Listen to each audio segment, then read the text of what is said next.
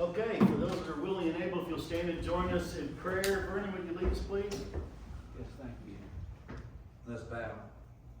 Almighty and most glorious God, we humbly bow before you. We realize you are the giver of life, giver of all things that are good in our life. We ask, Father, your blessing upon this meeting, upon those of us that are here. We ask, Father, your blessing upon our utilities, our utility workers, all those, Father, that work so hard and diligently to keep us safe and clean and healthy water. We ask, Father, you bless us as we meet. Help us, Father, to stay calm and to work together for the betterment of our community. We ask your blessing upon us and all those within the sound of this voice as we give you thanks for all things and ask your forgiveness of our shortcomings. In Christ's name, amen. Amen. Pledge of allegiance.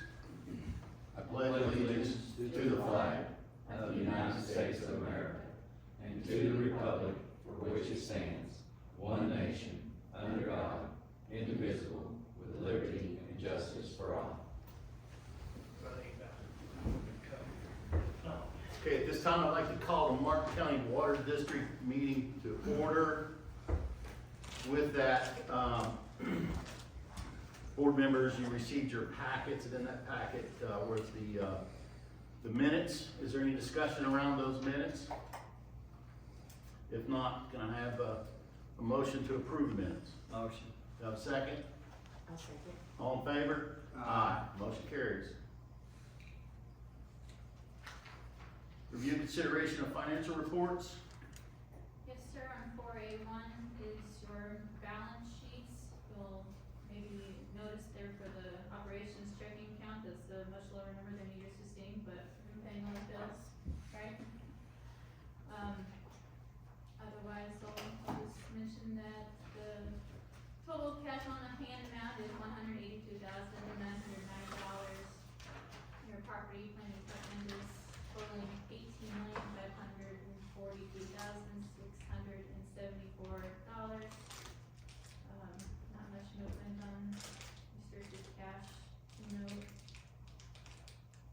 And then on 4A2 for liabilities and equity, again, we've been paying a lot of bills, so the accounts payable is down from what you saw last month, about $177,000 than it was last month. So that's moving in the right direction.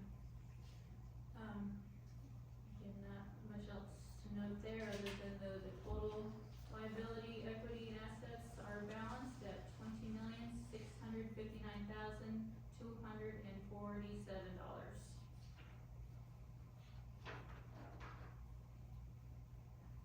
Looking at your statements and revenues and expenses, something to note here is we're slightly under budget for our revenue for the month, but I'll mention that residential water sales, we were really close on the budget there. We were within $1,000, so we must have done a good job estimating and budgeting and what we were anticipating those new meters were going to do for us. So we really hit the mark on that.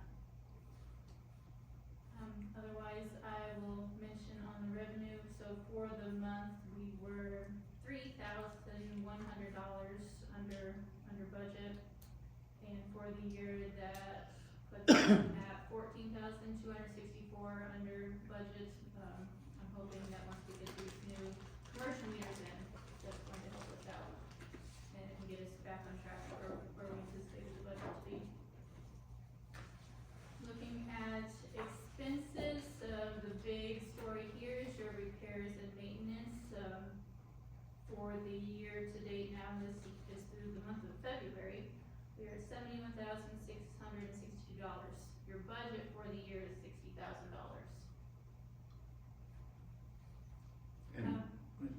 And more specifically, that repair and maintenance budget is explicit to paying the filter number 5 in January. Is that, or 5 and 6 of January was 32,000 and change, right? Yes, that was a big one, and then we also have the United Rental invoices that are in there. Jones Oil, Sicko Water is all coming out of that line item. The negative on legal expenses was due to an overpayment to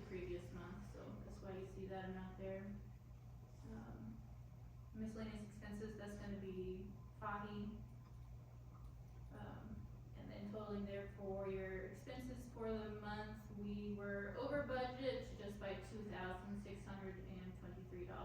And then for the year, we are over $27,316. So we do need to do a little bit of work to get back on track here.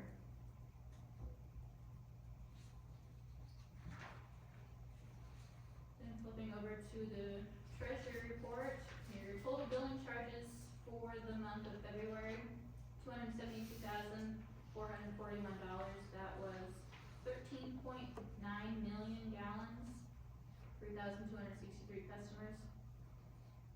When you look at the operations account deposits, I'll call out there the Cincinnati insurance, that was a reimbursement for labor. And a really ugly number at the bottom there, which, I've dug into, and so we don't need to fret about this. We do in fact have enough money to pay the bills. So after some adjustments, after this report was run, our, bills submitted to date were actually $345,098, and we'll see this on the next few pages, but after we remove our capital expenses and project accounts, the bills submitted payment were actually $293,928, and that made the available balance more like negative $38,000. Well, when Helen looked to pay the bills last month, we've accrued enough cash receipts to date. We're able to collect from the EFT account to transfer in operations. We have enough money to pay the bills. And so what you're, so everybody understands, what you're referring to here is project dollars that comes in from whether it be FEMA disbursements, or whether it be KIA, or whether it be other grantors that were used to pay for our projects. And that's, when you talk about paying bills, that's part of the bills. But it's not part of the ratepayer revenue coming in. Right. Okay. Make sure that folks understand the difference. Yeah, that's good. Okay. Then when we look at our summary of cash and investments, again, I'll just call out all the bills that we've been paying. That's why you see that large amount for payments on the operations account. And that's about as low as you would like to take it, isn't it, right? 38,000, we don't like to let it get any lower than that. See on the disaster relief fund, so that the reimbursement from Cincinnati was deposited in operations. It was then later transferred to the disaster relief, that $3,600 there. But otherwise it looks pretty business as usual. Okay. All right, do I have consider a motion to approve the treasurer's report? So moved. Do I have a second? I'll second. All in favor? Aye. Motion carries. Review, consideration, and approve other financials. 4B1 is your billing summary, holding steady there, nothing to note on that page. 4B2 shows the amount due to Alliance and the amount due to sanitation, trending in the right direction. This should look even better next month, once the repair cap overage is paid, which we do have the funds to do so, so we should continue to see this drop. 4B3 there is this new accounts payable report, and it does call out, so the total Alliance repair cap overage, which does also include the chemical difference, was $51,770. And then we're tracking how 26 looks, which is currently projected to be a refund, but we will see how the year goes. Yeah. And then you have your H accounts payable, where we have highlighted the project associated costs, which Colby did just get good news from, was it Joe that emailed you verifying that Xylem and Odell's have been paid, so we'll be able to get those out of this report. Okay, so that answers my question, because I seen them in this report, and they told me on a call, and you all on that same call, I think, that they received those invoices, they processed them, and that they've been paid, but did we ask for copies of the canceled checks? Yeah, that's what they sent to us. So they sent you copies of the canceled checks, good. Today. Okay, good.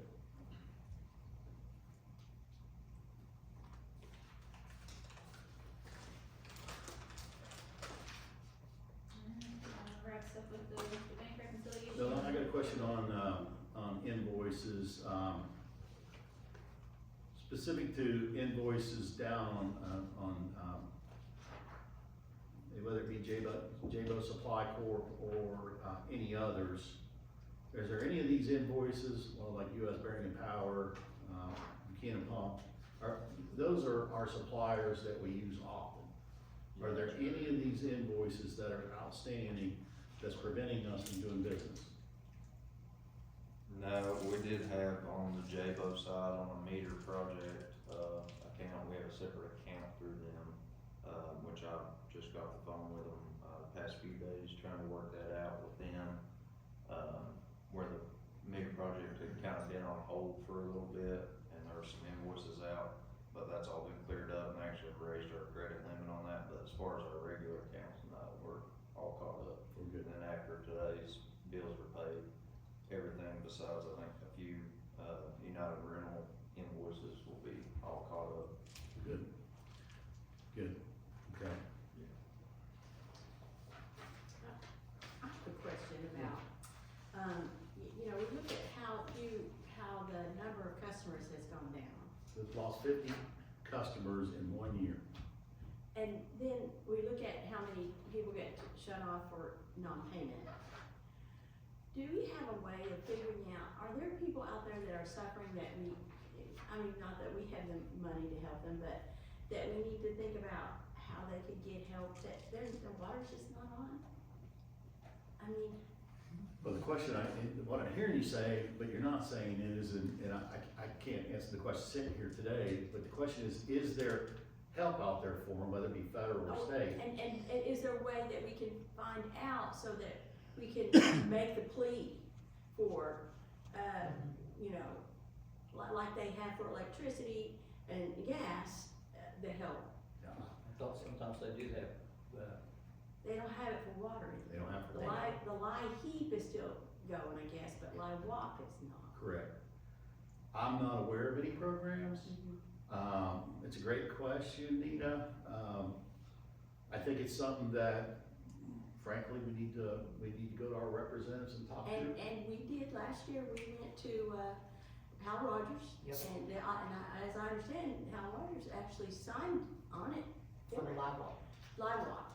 And so, you know, that's something that if we can give some information on, you know, how this is Stats. hurting our community. Cause you know, people don't just come up and say, oh, I can't pay my water bills, they don't want to. No. It's embarrassing. Well, I get it, but I think the right path here is, and I'm just thinking out loud, is, and not that I'm trying to put this on you, but I think the idea would be, let's reach out to folks in the know. Let's find out what information is out there, and let's get the information in AWR's hands so we can put it on our website. And get it out, the information out there that if you're having trouble, here's who you call, and here's the process or procedure, whatever you go through, to get assistance. I'm not aware of any assistance out there for water and sanitation. I mean, I'm not either, but I'm aware that we gotta let people know the need is there. I agree with that. I also think that, we should be able to take it a step further, and if there is an opportunity, we need to educate folks and put it out there for them to use too, so. Maybe you need to get time, if you don't mind, I think, if you just send out a reminder to the board members and everybody, reach out to your representatives, I will. And, let's ask the question and let's see where it takes us, but it's a great point. I think Madison's gonna talk to us afterwards about it or something. Yeah, yeah. Yeah. Okay. Okay. All right, so back to financials. I have nothing further to report on other financials. Okay, so I'm scrolling down here. So I'd have consider a motion to approve other financials. motion. Do I have a second? I'll second. All in favor? Aye. Motion carries. Review and consideration to approve bills. So on 5-1, your list of bills, I'll mention here, so again, there's that 2025 fiscal year end to repair chemical overage amount of $51,170. Also on the Alliance invoice is the first insurance installment for property equipment insurance. It is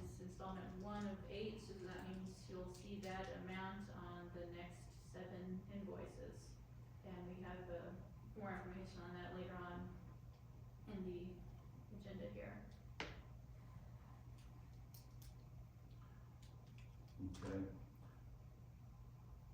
Is there any questions on, the bills? It's only $500, what's the 2026 Department of Local Government dues, what is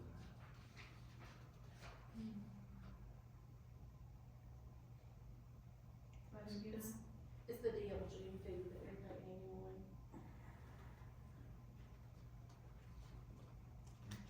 What, do we pay that to the county?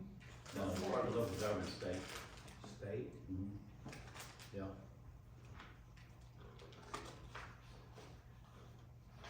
Yeah, I'm sure it's state. All right, any other questions? I'm sorry. No, I'm good. Do I have a motion to approve the bills? I'll make the motion. Do I have a second? I'll Second. second. All in favor? Motion carries. Legal, Dustin. Thank you.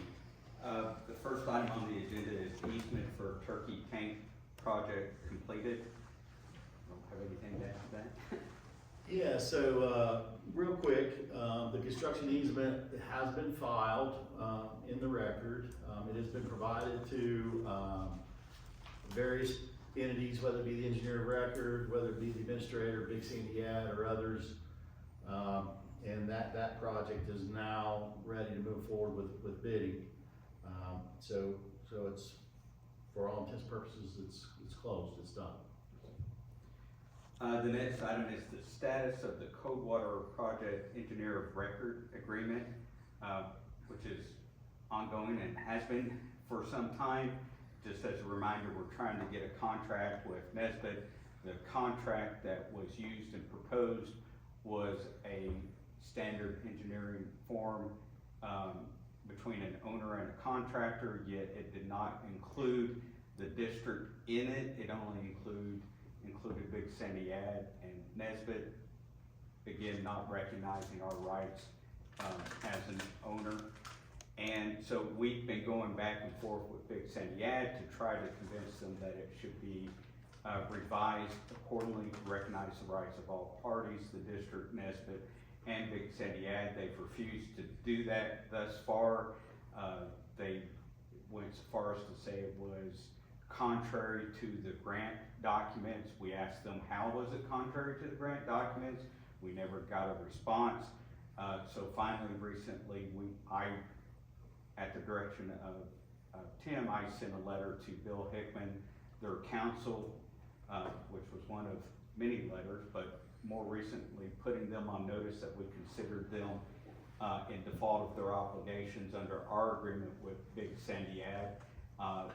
Based on my reading of that agreement, it's their responsibility to present us with a contract, and then it's your all's role to approve that contract. We've told them of our problems with the currently proposed contract, and they've not given us any satisfactory answer. And so far, instead of trying to talk to us about it, and we've not only proposed solutions, we've asked them to propose solutions, and they've not done anything to give response. So we've put them on notice that we consider them in default, and we gave them a deadline of yesterday to respond. Their counsel sent me an email last week saying he was sick and would be unable to meet my deadline. And so what we told them we would do if they continued to be in default is that we would contact HUD, the funding agency, to seek guidance and hopefully intervention from them with respect to it. And so that's where it stands currently. And so that's going to be a legal matter that we'll discuss in executive session. Okay, all right. And then the last item is chairman update board on RWI case. Yeah, so we're still in the process of pulling together supplemental information requested by Big Sandy Ad. I've completed the information for that's been asked of the board. Currently, AWR is pulling together information that they have. Once that's done, that'll go to our council, and then our council will wrap it up and send it over to Big Sandy Ad's council. and that will satisfy the supplemental information request. We are not going to ask for supplemental information, we wanna move directly to, depositions, which is the next step. And so stay tuned, like I've said many times, this is a process, we go through the process. Anything else, Dustin? That's it. All right, thank you. Thank you. Operations, operations report. Yeah, 781, been working with Kentucky Emergency Management because, the government shut down, so they reached out to me to let me know that they can still get documents in to basically, when the government opens back up, they'll be able to immediately have all the documents sitting there waiting on them to go to process everything. So the old Route 3 and the Calf Creek projects from the April flood, that's the only thing left that we have. And all those documents are basically sitting there waiting on FEMA to open back up and be able to process them. So we've done everything, you know, on our end to be able to get that through. Got a kickoff meeting with our staff to coordinate the meter project. As y'all know, we, you know, kicked that back off and got that going. Sat down and, you know, planned our projects out and timelines on those and coordination with our vendors. So let's stop there for a second. So these commercial projects, commercial meters, we're planning those so we don't interrupt business, right? Yes. So we're gonna work with whoever the commercial client is. Yes, we gotta do bypass around it during the process, if it's a, you know, gonna be a long fix, or, you know, if it's a potential short fix, but if it's a business during business hours, we'll do it after hours when the business is not open. Let's make sure we coordinate that, you know, I don't wanna get a phone call from somebody that's not happy because. No, we've got all that planned out for each one of those. Perfect. Water treatment, the reservoir's still full, thankfully, from the rain. Diesel pump is off rent, the bulk tank is off rent. Credit, for the fuel was applied this month. I am, didn't put on here, but I am starting to seek out other vendors for fuel for the, tank, like we talked about. Yep. I've not had any, you know, full meetings about that yet, but I've started to reach out to different companies, so I'll, keep you updated on that. And for- just a reminder, we don't wanna do like last year and let it get down to the third screen, right? Yeah, yeah.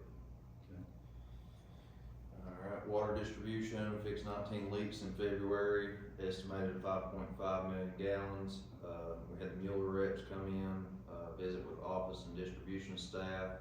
We're trying to make our meter routes a little bit more efficient, of how they, you know, route from when we're doing our drive-by metering. The new developed pump and motor, has been installed and, actually increased our pumping to the prison by 30 gallons a minute. We're no longer losing water out of that, pump constantly too, through the glands.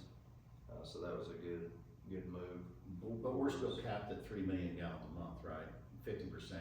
Yes, we stay right at half, and Prestonsburg has a full spreadsheet that they send us, and we just stay on track with them and communicate back and forth with them. Yeah. Sometimes we get a little bit ahead of them, or they get a little bit ahead, and we try to meet that 50% by the end of the cycle. Okay. We rebuilt the Marcus Wells PRV and cleaned the filter, performed routine maintenance on all booster stations. The 2 horsepower pump that I mentioned maybe a couple of meetings ago, that, you know, is the one size fits all pump, small pump that fits 5 different stations. We actually had a pump go down in one of the stations and was able to get that, you know, back going within that day. I know I've heard stories in the past of, you know, something as small as you know, one little pump to try to track that down and get it, you know, from a vendor or something, has taken sometimes weeks, I think. So that was, you know, the fruits of that, being able to have that on the shelf. So that was really good to see, and within a day had that, you know, within hours had that customer back in water. The board machine, the air compressor trailer, we got it repaired, and distribution got fully serviced. 7A2, your treated water to distribution, after some of the leaks that we've been fixing, we've been ranging the 1.15 to 1.2 range here the past couple of weeks, and that's honestly the lowest I think I've seen it since I've been here. So we really, hoping to build on that and keep on going down. Notice a dramatic difference from the leaks we've been fixing lately. 7A3 is just your water plant, operation report and your water quality analysis. 7A4, your customer service requests and work orders. Just, I wanna point out one thing here on this water pump, report, the landfill saturation index for, February was negative 0.283, which is a good value. Yeah. But we need to stay focused on that value, especially when it goes negative greater, well, actually negative greater than 0.3, but once it hits -1, then it's problems. Yeah, we're keeping constant check on that, and like I said, that's gonna be a factor in going into the summer, especially with the issues we had last year. Yep. 7A4, your customer service requests and work orders. 7A5 are your, water break list. I think that, one of the bigger leaks was the one from downtown Inez that we fixed. I believe it hit this month. Yeah, let's talk about that for a minute. You don't have, AWR has an SOP on leak planning and repair, right?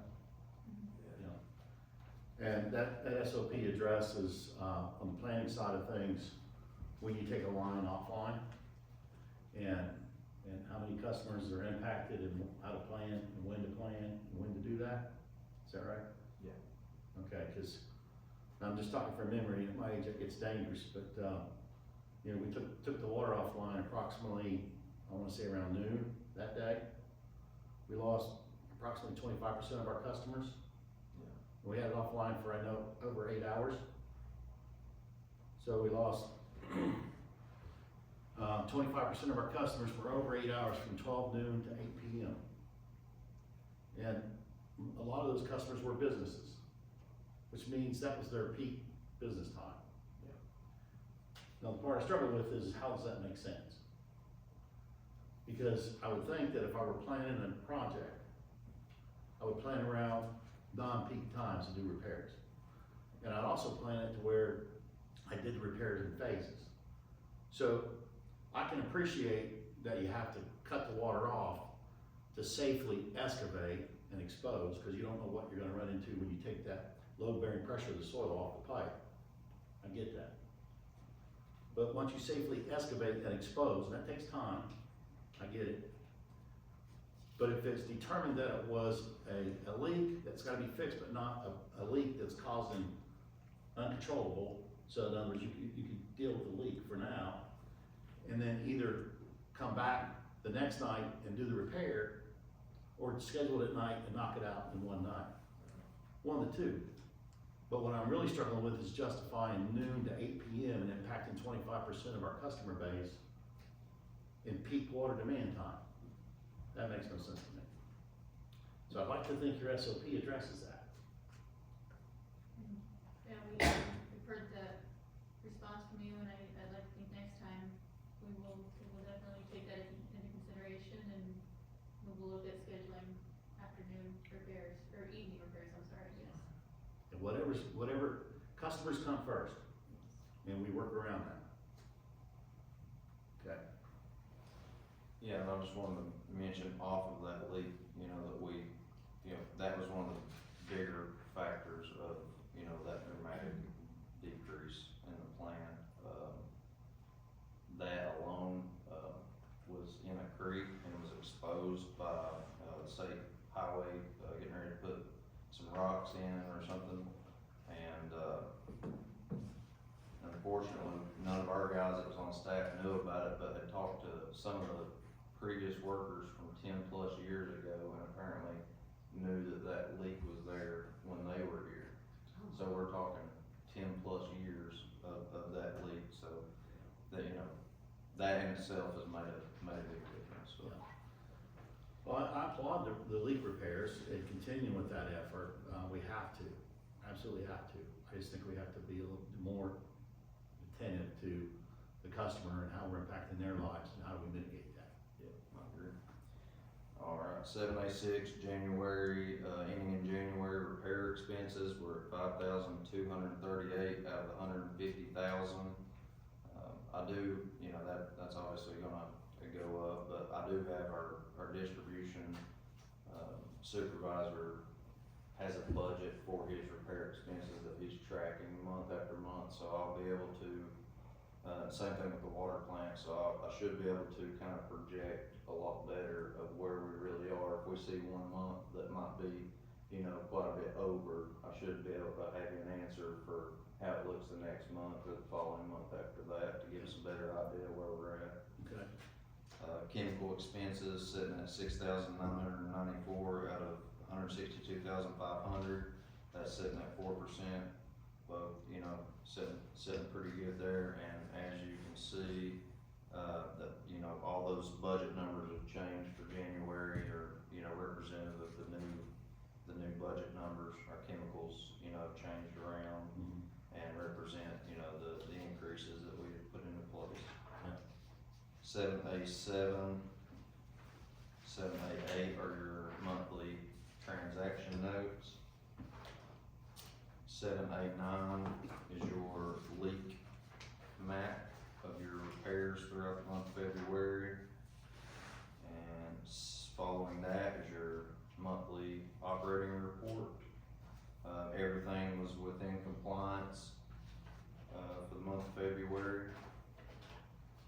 Did you make any hydraulic adjustments on filter number 5? Yeah, we have reduced flow as much as possible on that filter. It is still running a little bit high. I'll have to keep working on that with them to find out, you know, what, you know, if we, that specific filter, if it comes to it, you know, we may have to shut that one down if it starts to bleed over into, you know, our complete effluent. But right now, our effluent's running, I think under 0.10 combined.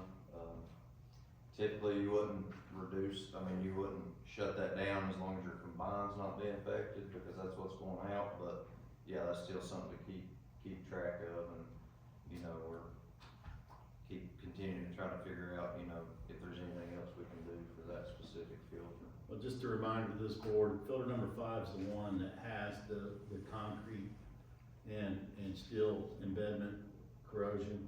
Yeah. And there was for a better term, a patch repair done, epoxy repair done. But it's actually recommended that filter, be taken offline and a full-blown concrete repair done is what's recommended. Did we ever get that, cost estimate from, S4 on that? Yeah, I don't know, I need to follow back up with them. I don't know Could you do if they that, ever- please? Cause I don't recall seeing that cost estimate. I seen some information around it, but, I have not seen the cost estimate. We had the meeting and he said that he found somebody, and that's been, a little bit, I need to follow up with them and get them on site to get the full estimate. Yeah, we need a cost estimate on what that's gonna be. Yeah. Okay. Okay, good deal. 7C1 is your water loss report. We're sitting at 48% for February. And, you know, for half of that month, we had, you know, pretty high numbers, so we're hopeful that from seeing what we're seeing now, we're hoping that next month will be even lower. Yeah, so we went from 52 to 48, Yep. January and February, right? That's good. That's, I think the lowest I've seen it since I've been on board is 45, and that was 45 or 46, I believe, last somewhere year. around there. So we're not too far from, January and February would be that low as well. yeah, so 40. We get most of it. And well, anytime the temperatures change and ground shifting, that's when you see, Especially the cold weather. that's good. That's good. We're trending in the right direction. Yep, then, following that is all your leak adjustments for, March.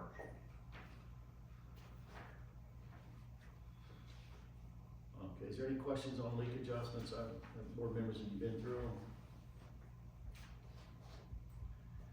Just for, you know, folks have a feel for what we're talking about here. I'm scrolling down, there's a lot of leak adjustments. Trying to get down to the totals.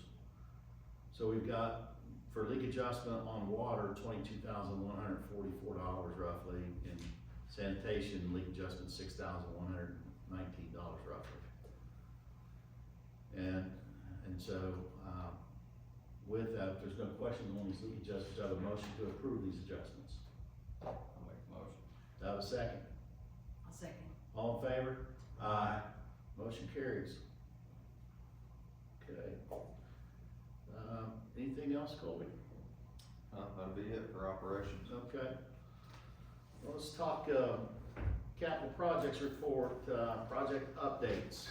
Board members, I've updated the project schedule, and I'll go down through it.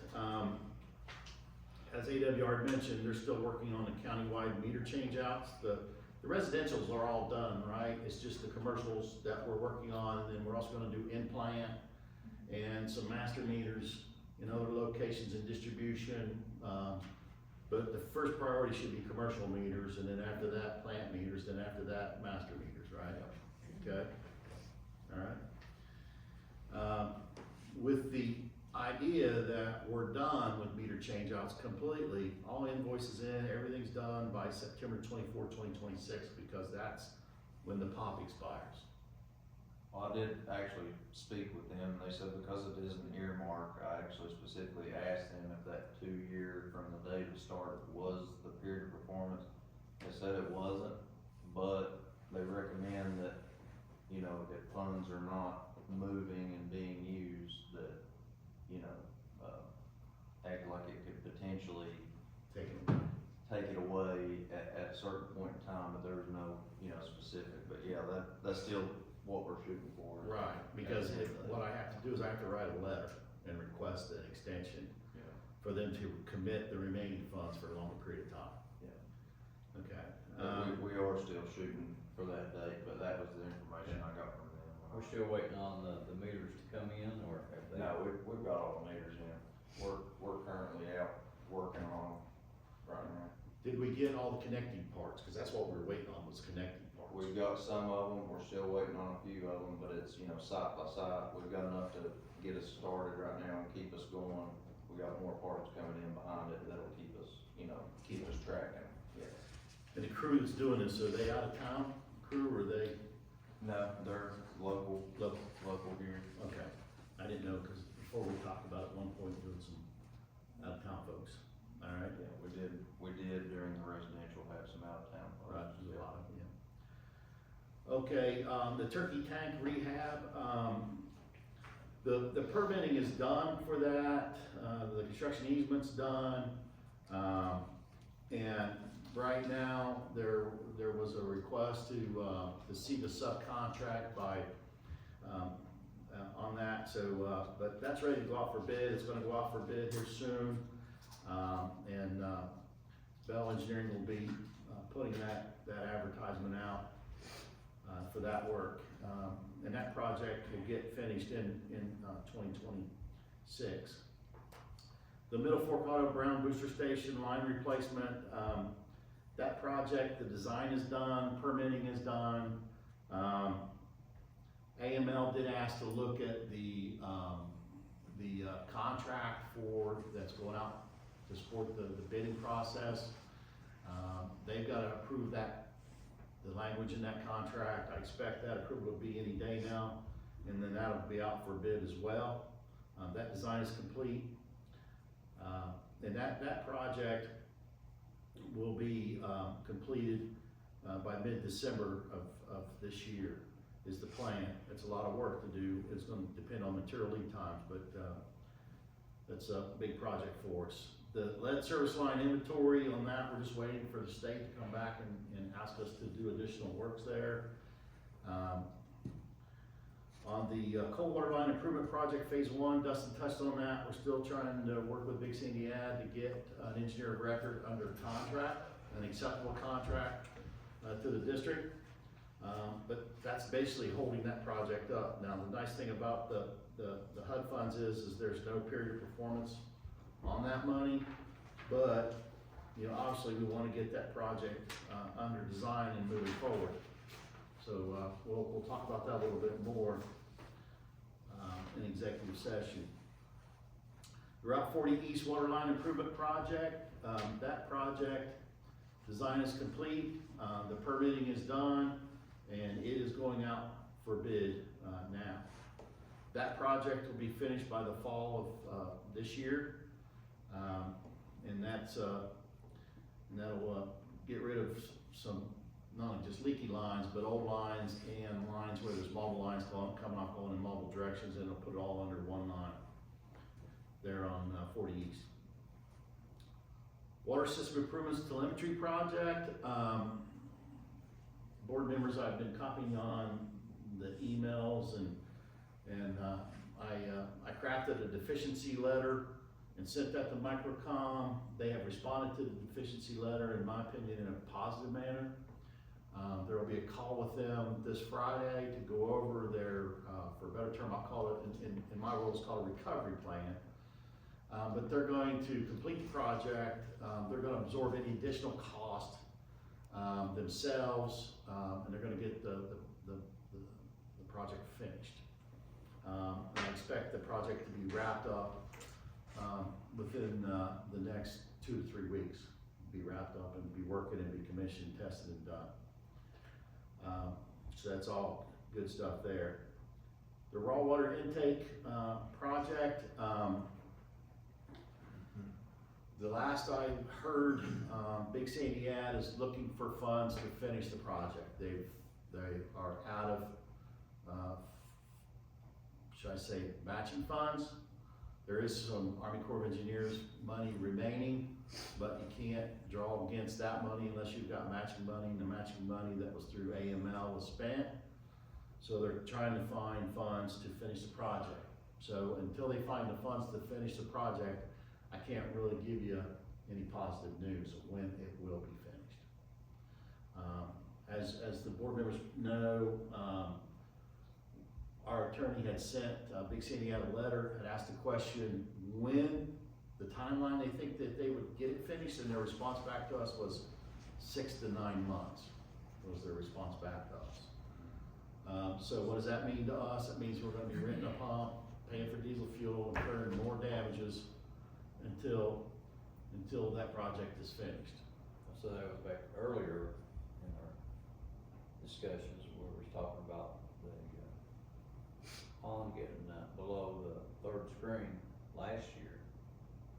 And the reason it got that low was because that raw water play and tank was supposed to be fixed before that, and that's what, so here we are, Here we are again. a year later, Yeah. and they're still saying it's gonna be another 9 months. And it's very frustrating. It is very frustrating. Trust me, I feel your pain, in many ways. So this was a grant that started in 2018, That is correct. and it's supposed to be done by 2023, 2024. Well, this grant was approved in 2018, in 2019, the agreements were entered into, in 2020, the design was done, in 2021, it went to the field, and in 2022, it should have been done, and in 2023, the district started incurring damages. And if I put my engineering construction hat on and I go out in the field with my company, I can do a project like that in 6 months, easy. Easy. And so, it's, we'll, right now, it is what it is. It's outside our control. We're a third-party beneficiary. Yeah. So, we'll just have to deal with it for now.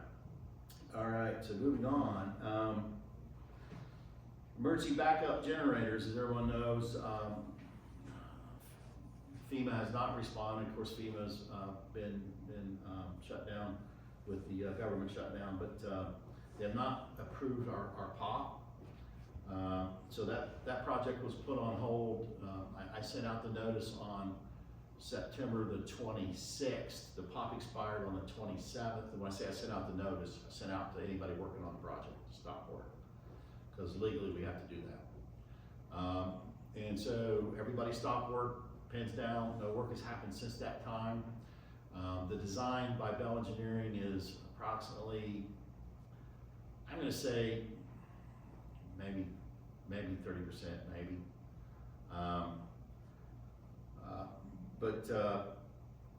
One of the things we're gonna talk about tonight is because the project is on hold and because we're paying a KECO loan interest each month, and we'll get into that under new business, to go ahead and pay that loan off. In other words, give them their money back.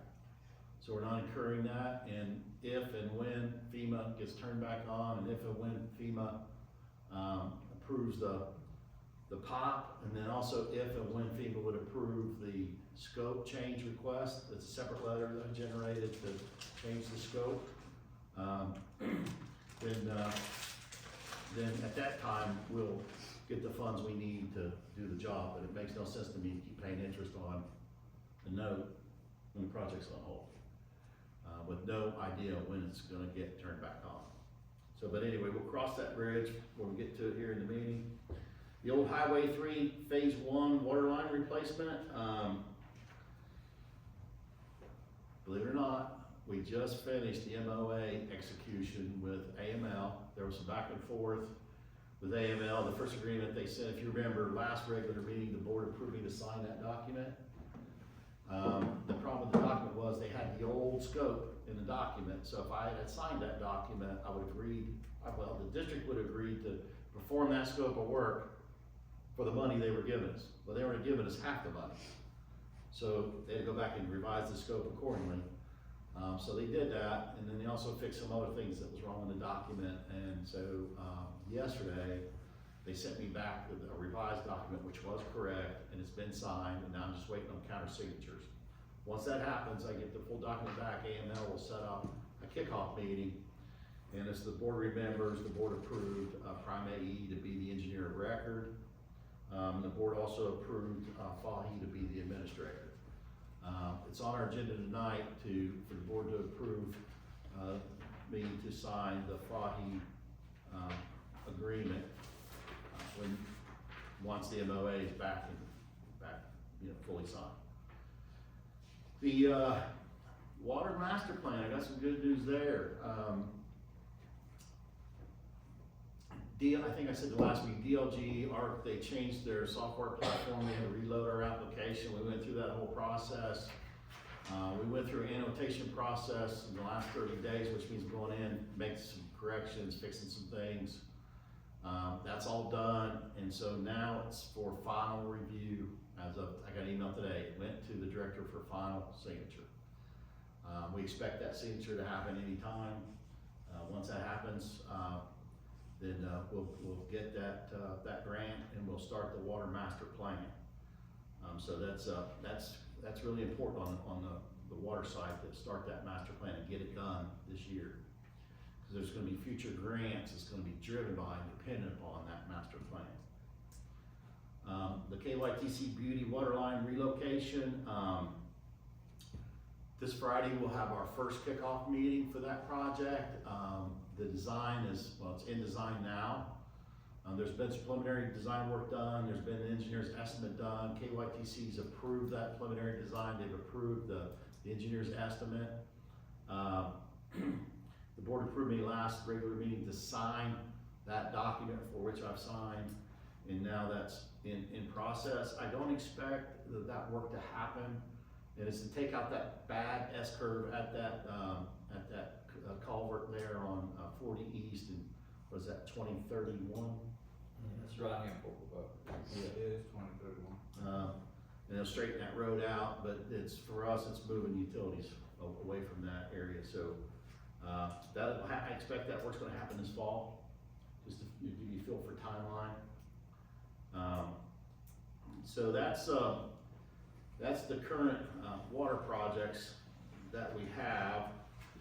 And then also wanted to let the board know that AML did send me a notice that they have received our, Old Highway 3 Phase 2 application, and that is in their, they are looking at that for their 2027 funding cycle. So that is in process. So moving on to the SIP list. I'm sure everybody's been reading in the paper and seeing stuff online and what have you about Kentucky W Waters. I'm prayerful that all that comes to fruition. But until the district has an MOA in place for those projects, I'm still prayerful. So, you know, I don't wanna speak too soon But it has to be approved through the governor's office. or overridden. Or, So, but let's, you know, the system, it'll play itself out within, I wanna say, April 15th timeline should be done by then, if not before. But, you know, from a SIP list on the water side, you know, we're looking at debt service, tank inspections and painting, trucks and equipment, 292 booster station water line replacement, Develop Road pump station and line replacement. Those are the 5 projects on the water side that we're looking at for funding through Kentucky W Waters based on this current state of the bill. There's only one that's not funded or not mentioned in there, and that's the water system controls and raw water modifications phase 3, and that was excluded. So we're currently working with FAHI, as this board knows, and approved through the TAA with FAHI to figure out, you know, what other avenues we have for grants, and there's some good work happening there as well. Okay. Once the Kentucky W Waters is done and it's, you know, it's final, and that plays itself out, I'll take the time then to update the SIP list, but I don't wanna update it just yet because I don't know how things are gonna shake out. I don't wanna just do work for doing work. Any questions on the SIP list or project status? No, but remind me that, I need to give you, an address, an email address on the guy's name. A friend of mine contacted me, she lives in Chicago, and she's talking to somebody, it's in the Environmental Protection Agency about County Water, and he said that there's people he knew that would like to be helping us, so No, I said, well, I'll take all the help I can get. I said, good, I'll give the name to our Yeah. chairman. I've got it on the phone, it was, Okay. Yep. I forgot all about that, so just, All right, so. Summers occur, St. Helen. Moving on to other old business, AWR provide master meter delivery and construction schedule update. Colby, is there anything else to add on that? Not really, we kind of touched on it, earlier. Only thing I've updated is from that last draw, I've updated the, you know, the numbers, and just submitted, for the second draw, so I'm gonna kind of get back in the cycle, submitting, you know, around the board cycle, or board meeting cycle, to get those invoices submitted every month. Other than that, now we're working on the commercial meters first, and trying to line up projects, you know, following all that, so. Okay. Okay, I've already provided the raw water project update, so that's done. AWR update the board on the flood damage infrastructure repair status and funding update. Yeah, only real changes here, we did receive the $165,000 for the raw water intake. We did receive on the 292 pump station, we received that pump and motor, so we should be able to get that installed within the next week or so, and we can get it scheduled. Okay, so let's just stop for a second on the raw water intake. Well, I'm thinking about, there needs to be some discussion, some coordination about what and when we do any of that work, right? Yeah, I know last time me and you talked that we were not gonna move forward until we had, you know, had a game plan or discussion about when and where to, you know, spend those funds. So currently, I've not made any plans to spend that right now. Yeah, because that work is going to potentially overlap and impact the raw water intake project. And I don't wanna do that. So, Probably best not to Yeah. until all this is, or at least, there's a better path to do that work. yeah, I'm thinking out loud, I think we need to have Eric, I think we need to have like a workshop to sit and go through and compare the raw water intake project and what that scope is and what this scope is and the overlays of that. And then talk about what we can and can't do. There may be some aspects of that I may have to run up the legal flagpole to see, because it's, we've got a number of things going on in that area. Yeah. Okay, so let's talk about having a workshop around that, so we make sure we're smart about what we do. Yeah. Okay, all right. And like I said, 292, we have received the pump and motor, we'll be getting that installed. Over out there in Cat Creek, like I mentioned before, those projects, all the documentation is sitting there waiting on them. Right before I was able to get them submitted, the government shut down, so I worked with Kentucky Emergency Management to get everything basically waiting on them. As soon as they start back up, they should be able to review that and send it on through. Really, that's all the updates on the water side that I have, I think. Great. All right. Oh, the Cat B emergency measures, that is, which we have an agenda item, or no, we already approved, the cap overs to be paid out of those funds. And then there's a motion later, to pay the remaining parts of those funds towards that Buchanan invoice for the Bella, pump, and those are all reimbursements back from money the district already spent. So I did reflect that on that, 9C2 there. Okay, which reminds me, there's a meeting scheduled for this Thursday, right, Vernon, for you and Colby to sit down with AWR and go through the FEMA requirements? That's correct. And then how we best manage the FEMA dollars and insurance dollars, make sure we comply with FEMA requirements, but also, as I read and study things, it's also important how we initially set it up and the path we go down, because depending on how you set up can drive whether you can keep the money or whether you have to give it back. So there's some things you need to work through there. Okay? All right, but that's, this Thursday, you all, we're gonna sit down and go through that, and I expect that the next regular board meeting, there'll be a feedback and, all of you can educate us on what you're doing and why and what makes the most sense and works best for everybody. Okay. Do our best. All right. All right, AWR update the board on insurance claims. I don't have much of an update this month, other than we have finally heard now from the E&O company that is running out the claim regarding the sites that did not have coverage.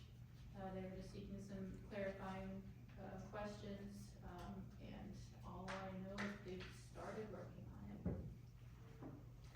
Well, as you've heard me say many times, my fundamental question is this: if AWR's professional liability policy says that they're not gonna pay damages, my question to AWR is, what's AWR's position?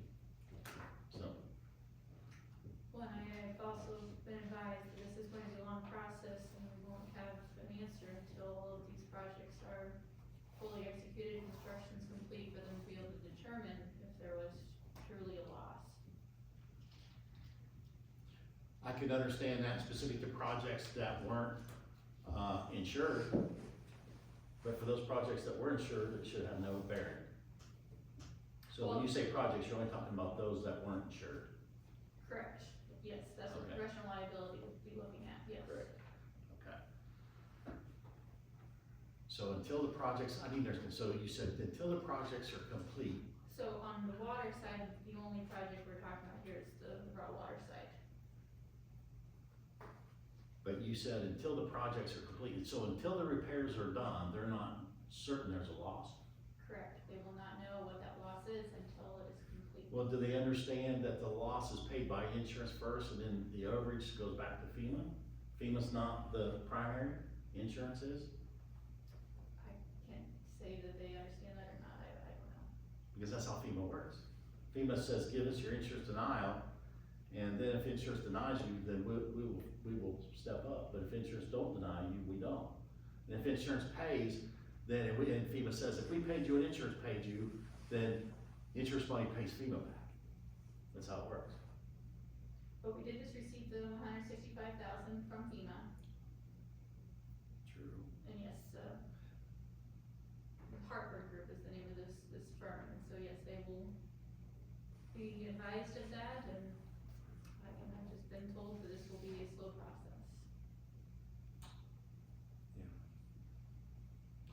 Dustin, do you have a copy of AWR's professional liability policy? I believe I do. Okay. Oh, no, professional? Yeah. No, I don't think I have We can professional. get you that. Yeah, please do. Because this is what we're talking about, right? Okay. Because at some point, I'm sure this board's gonna have some legal questions around that professional liability policy. Okay. Okay? All right. Okay, so, Chairman provide Fahey DLG ARC and Kentucky WR's application updates. I've already done that. Board members, do you have any questions on that? I'm prayerful that we'll get positive news anytime now. AWR discuss operator license status and succession planning timeline. Eric, I kept that on the schedule because we've talked about the status, but we haven't talked about the timeline per se. Well, on the water side, we have sufficient licenses, so I think we could remove this from the water. So on the water side, we're good on, sufficient licenses, but what I haven't seen is anything from AWR in succession planning. Okay. Do you not have a written succession plan? Where is, you say, okay, this person's our primary, this person's license our secondary, and they have the necessary licenses. And if this person drops off, this person steps up to that role, and then we've got this third person that steps into this role. That's what succession planning is, right? So do you have anything like that? Well, for the next item, I'll mention that, at this point in time, no, we do not. Okay, But so we can work on that. I think that's something we would be able to provide, for the next board meeting. I think the water side's easy. Yes, it is. The sanitation side, not so much. Okay.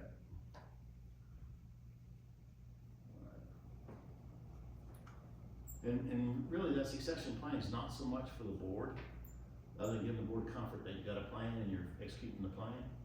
But it's more about the board knowing that AWR is preparing people to step into bigger roles. And preparing them before the need exists. Right? Okay. All right, AWR provide an update on filling district manager position. So last month, I let you know that we had an applicant, a candidate decline an offer. And so we decided to hire a recruitment agency to assist us in this effort. That recruiter has produced a number of candidates. None of them have been able to move forward in the process of actually having an interview with myself yet. The update she gave me on Friday was that the search has proven to be more challenging than she had anticipated, but that she's still hopeful and to give her one more week to produce a viable candidate for us. That was on Friday that she gave me that update. Okay, so for clarity, and we're all in agreement that the district is paying for this position every month, right? It's in our management fee. It's the management fee that a district manager is part of our staff, yes. Okay. So we're paying for a position that hasn't been filled for 4 months. But the invoices keep coming. Does it bring a reduction in the amount we're being invoiced? No, sir. No. No, so this will be one topic that we'll talk about in executive session. Okay. All right. Chairman, update the board members on FITA work identifying additional funding sources for Warren County Water District SIP grant projects. Board members, I had sent out a very draft. It was a one-page executive summary, and then there was a 4-page backup on the work that FITA's doing, identifying grant funding entities. And of course, this is all preliminary, and it's all driven on what comes out of Kentucky W Waters. But FITA has identified approximately 5 grants that we can go after in the near future. When I say near future, I'm talking 30 to 60 days of timeline. That's gonna be worth anywhere from $3 to $4 million each, roughly. And it's the way to think about it is Kentucky W Waters adds funding for 2026. You start doing design in 26, you take the project to the field in 27. What this will do is it'll provide some, you do the grant work in late spring, early summer, it hits in the fall, and you do the design in the winter, so it carries you into the next year as far as design work. So that's what we're working through, but until the Kentucky W Waters stuff is final, they can't finalize their efforts. But they've identified, 5 sources, and they've also identified possible projects put under those 5 sources. And as that changes, and it will change, I'll update you all as well. Any questions on what FITA's doing or where we're at on that? Okay, next item, AWR to present legal and PSC findings regarding no cash for tap installation in accordance with AWR internal control policy. As the board remembers, last regular meeting we had a discussion around, and actually part of your board packets was the internal policy. This board voted to approve that policy, but the approval was actually contingent upon a couple things. That A, it didn't violate any Kentucky statutes, and B, that it didn't violate any PSC rules. I crafted an email to Erica AWR and said, could you please verify or validate that your control policy does not validate any of that. And so at this point, Erica, you said you had some findings that you want to share with the board? Well, the response that we got from PSC, and I'm not going to read this correspondence to you, and this is from an individual with the title of Revenue Requirements Branch Manager of the PSC. He says, I do not speak for the commission. The commission only speaks through its orders. As far as your question about cash payments for taps and fees, I cannot get you an answer. I would suggest consulting Martin County Water District's legal counsel. But what we presented is just an industry best management practice. It's really up to the board. If you'd like to remove that, we can revise the policy. If you'd like to continue on, it's whatever the board's pleasure is here. Yeah, so I'm just thinking out loud. Board members, I really think there's a couple things. One is, I really think it needs a legal review, number one, because I've done some research, and I'm not a lawyer, but I've done some research, and I actually think it could be in violation of Kentucky statute under public utilities to not accept cash. And then also, I'm of the opinion that if you have a requirement that you put on your ratepayers, if it's water, it requires an entry into your rules and regulations, and that change has to be reviewed and approved by PSC. Those are 2 requirements that I think have to happen. So my advice to this board for consideration is not to push this on you, Dustin, but I think we need to run it up a legal flagpole and see if what I'm saying has merit or not, or I could be wrong. But I think the right thing to do is before we implement something, we need to make sure that, do we meet the legal standards by Kentucky statute? Because that's what PSC has to follow. And then are we required to to change the tariffs to reflect that, and if so, then I know if we change the tariff language, we have to submit the PSC for approval. So, board members, thoughts? My thought was like, Eric reached out to someone there, but they won't tell you. And it's kinda like the issue with the trucks. You know, that we submit all the information and they don't say anything till we do it, and then they want to smack your hand after you do it. So, we probably need to get it approved through PSC before we do it. Yeah, but I think, and I agree though, but I think the first step is we need to internally, well, Dustin needs to say, or look and see is it a violation of any, KSR, right? Is that, Yeah, I think he has good intuition, though, that would be my guess too, but I agree, it's worth looking at, and my initial impression is if we decide to do it, it probably needs to be in the tariff and be approved. Yeah. And they're not gonna approve it ahead of time, they're gonna wait, they would wait until we submit it, Yeah. is my guess. Yeah. I think we know the answer, it's just a matter of doing the Right. steps. right? Yeah. Okay, so with that, board members, can I get a motion to consider, suspending this policy until such time that we have legal advice? I'll make that motion. Do I have a second? Second. All in favor? Aye. Did I hear all ayes? You guys are Aye. loud and bunch tonight. I mean, All right, motion carries. Thank you. That's why I'm lively. That's how much I got last night. All right, other new business. I wanna take this opportunity to, thank Nina McCoy for volunteering for another 4-year term as commissioner.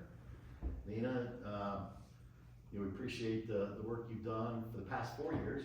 And I know at the last board meeting, you said, hey, I volunteered for another 4 years, and as I reminded everybody then, I remind them again now, the process here is the judge has to nominate, and the fiscal court, approves that nomination, and then you're on the board. If it's a new service, it's 4 years. If you're replacing somebody, it's whatever their term was, whenever that expires. That's how it works. But I want to take the time to thank you. Appreciate your efforts. Consider a motion for chairman to sign extension of the existing technical assistance agreement with Fahy Incorporated for another quarter. Board members, if you recall, that TAA with Fahy was for a quarter, and it expires the end of March. Fahy's willing to continue that, so just extend it for another quarter, to get us through the period of getting Kentucky Waters lined out, get Fahy application, advice and grant advice finished. Now that Fahy TAA does not cover the cost of the application. If you remember, that's $1,500 a month for them to research, find grants, and advise us on those grants. But I would have to come back before this board for any grant application to get that approved. But so it'd be, total expense over a quarter would be $4,500 to the water district to extend that another 3 months. Does the county pay some of that, or is? No. That was not a No. deal? No. they paid on our, to help. put Kentucky on our W grants. Kentucky W Waters, they paid $4,000 towards $11,000 bill. Because originally, if you remember, when we originally under Kentucky W Waters, it was going to be 4 water and 4 sanitation, and the fiscal court said, well, we'll cover 50% of that, which was $8,000 or $4,000. But we ended up doing 11 applications, if you remember, and I'm glad we did. 11 applications, because it looks like if everything goes well, we'll get 10 of them. If everything goes well.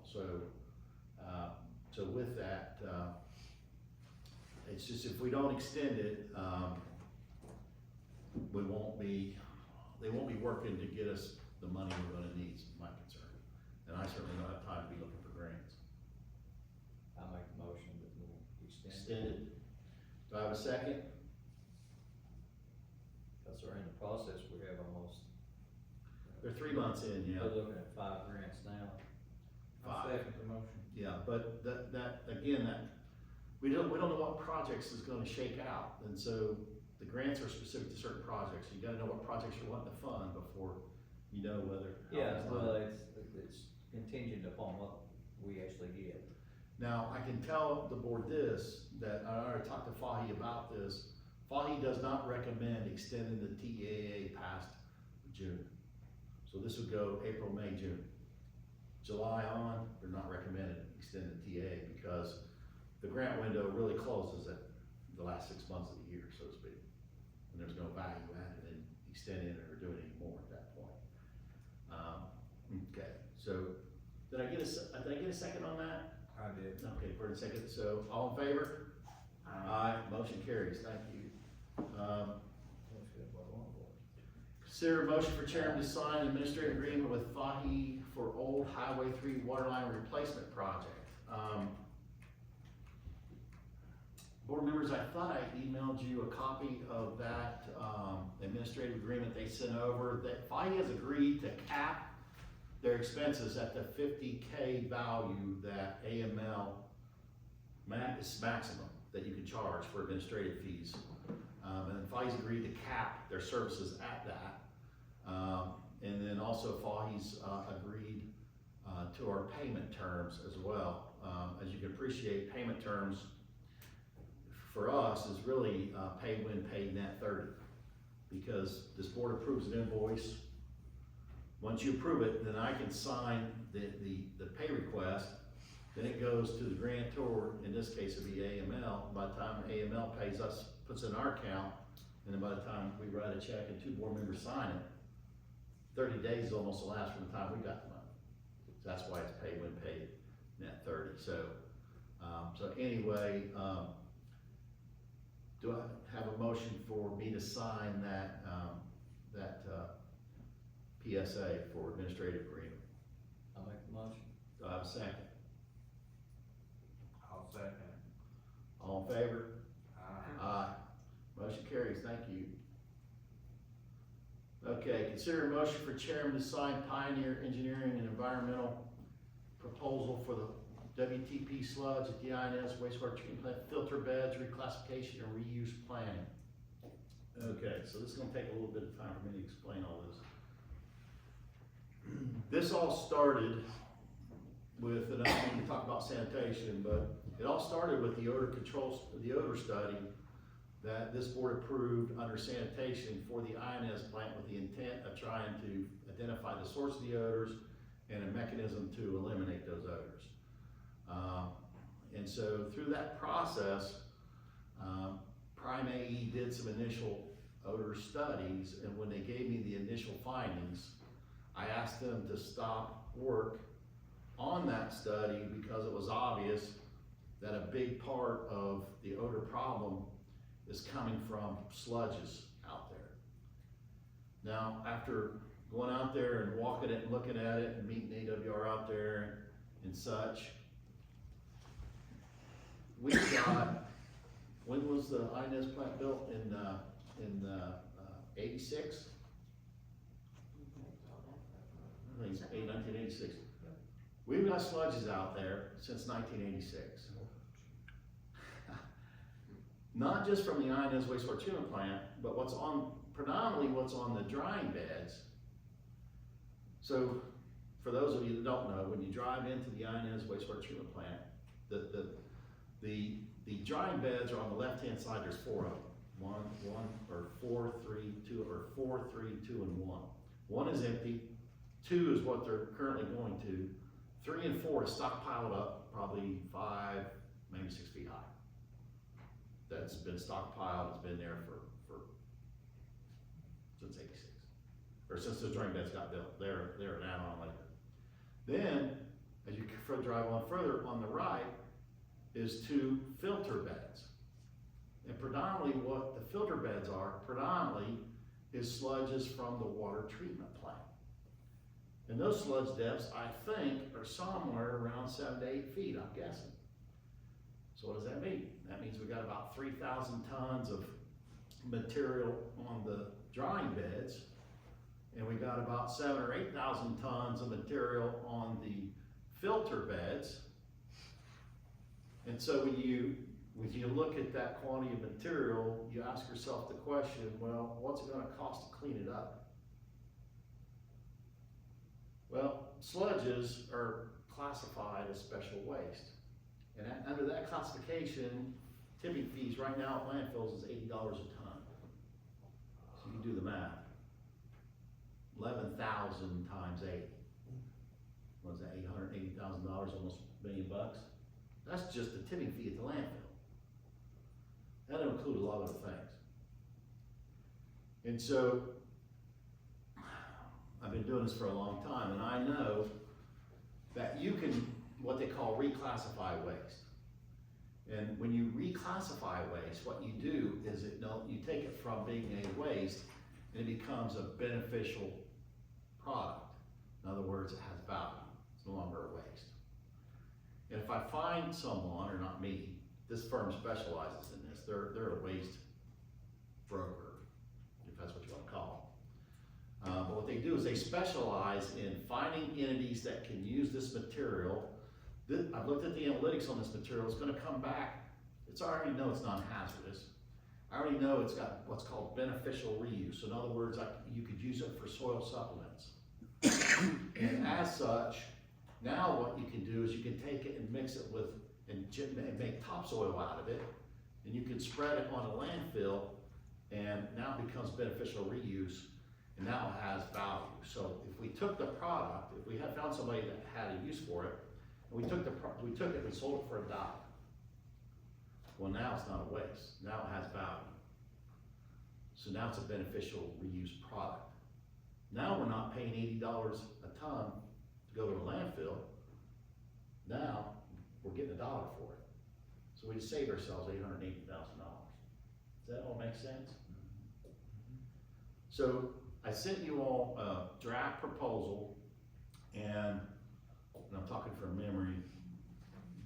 The total cost from this company to reclassify all waste on site was like, and find a reuse for it was $19,900.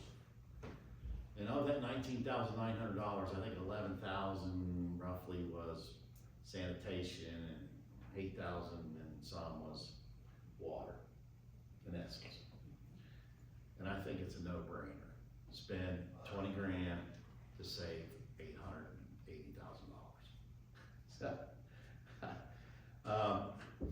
now, with that said, it's a process, and it'll take a little while to get through. And the reason why I want to go down this rabbit hole is we know we've got $4.8 million earmark for the INS Phase 2 project.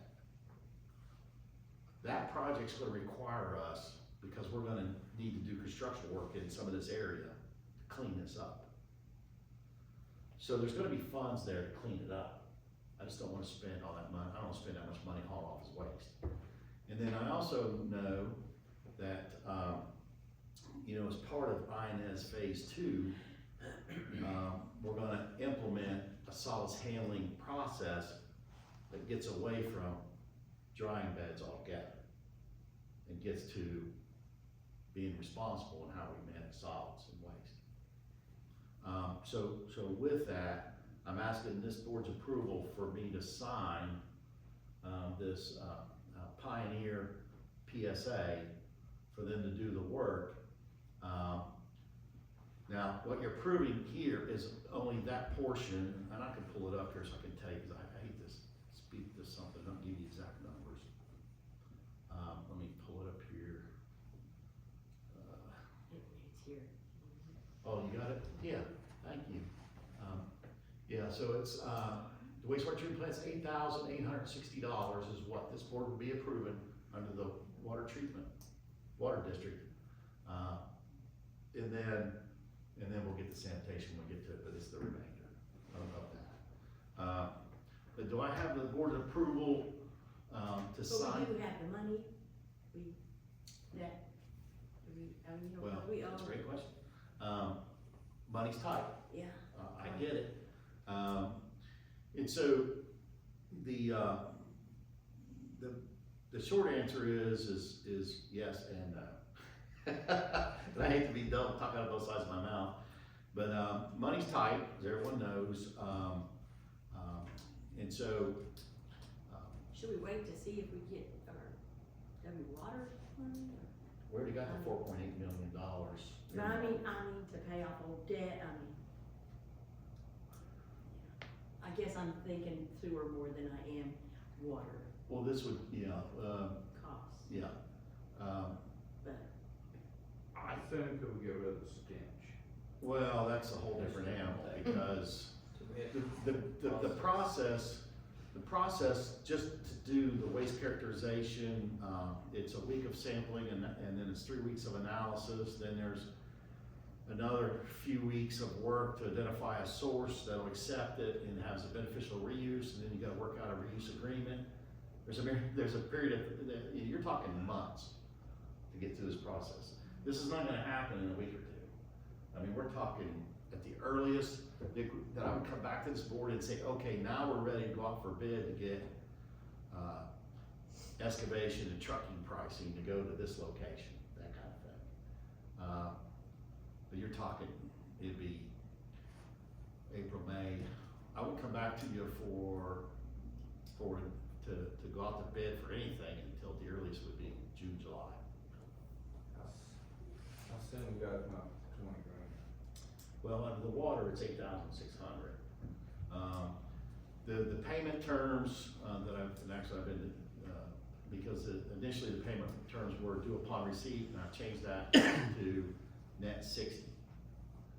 We get an acceptable invoice, then we have 2 months to pay. So net 60 is what they're willing to agree to. But to the point that Dee is making, it's a valid point, is we would have to come up with $8,600.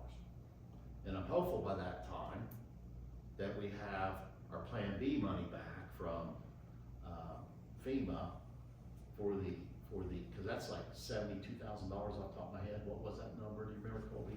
Yeah, something like that, I think. Plan B money? 80 plus total, a couple of projects that's left. That as soon as FEMA gets turned back on, to me, that's a given. We've spent that money already, they owe us that money, and that's where I look to pay it, to be honest with you, in the interim. But also keep in mind, we're gonna get, we'll have the 4.8 million under an MOA by that time, and I'm prayerful we'll have, the KIA or Kentucky W Waters, money as well. So, anyway, that's my thoughts on how we manage it and how we pay it. Thoughts? And the board wants me to wait, I'll wait. I'm gonna make a motion, we go ahead and authorize you to do this. That's so nasty down there, it's horrible. Yeah, just keep in mind, it's a process that takes a while. But at least we're trying to do something to get started.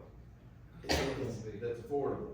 I don't Sure think, can't afford $1 million, that's for sure. well, no, but I can appreciate why previous folks didn't do anything with it, because the money wasn't there to do anything with it. I get it. But I think if we could reclassify the waste and make beneficial reuse out of it, we're doing two positive things. We're saving the ratepayers money, but we're also taking up something that's a waste and turning it into a good product at the same time. I mean, it's a no-brainer. Did you make a motion? I did. Do I have a second? I will second. All in favor? Uh, Motion carries, thank you. Consider a motion to pay KECO generator loan in full and close the generator project bank account. Do we need to offer a nay on that last proposal? Oh, did you name? She didn't say anything, so do we all need to offer a nay?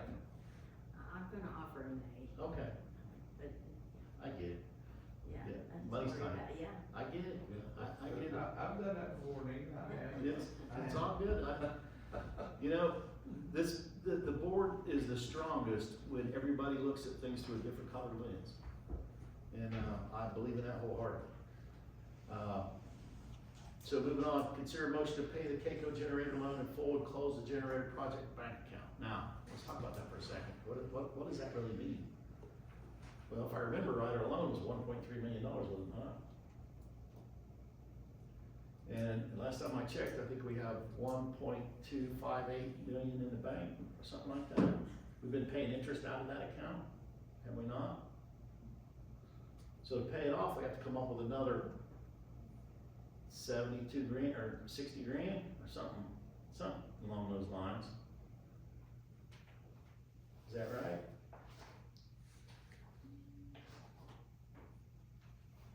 Yeah, I'd have to look up to see what the initial loan amount was.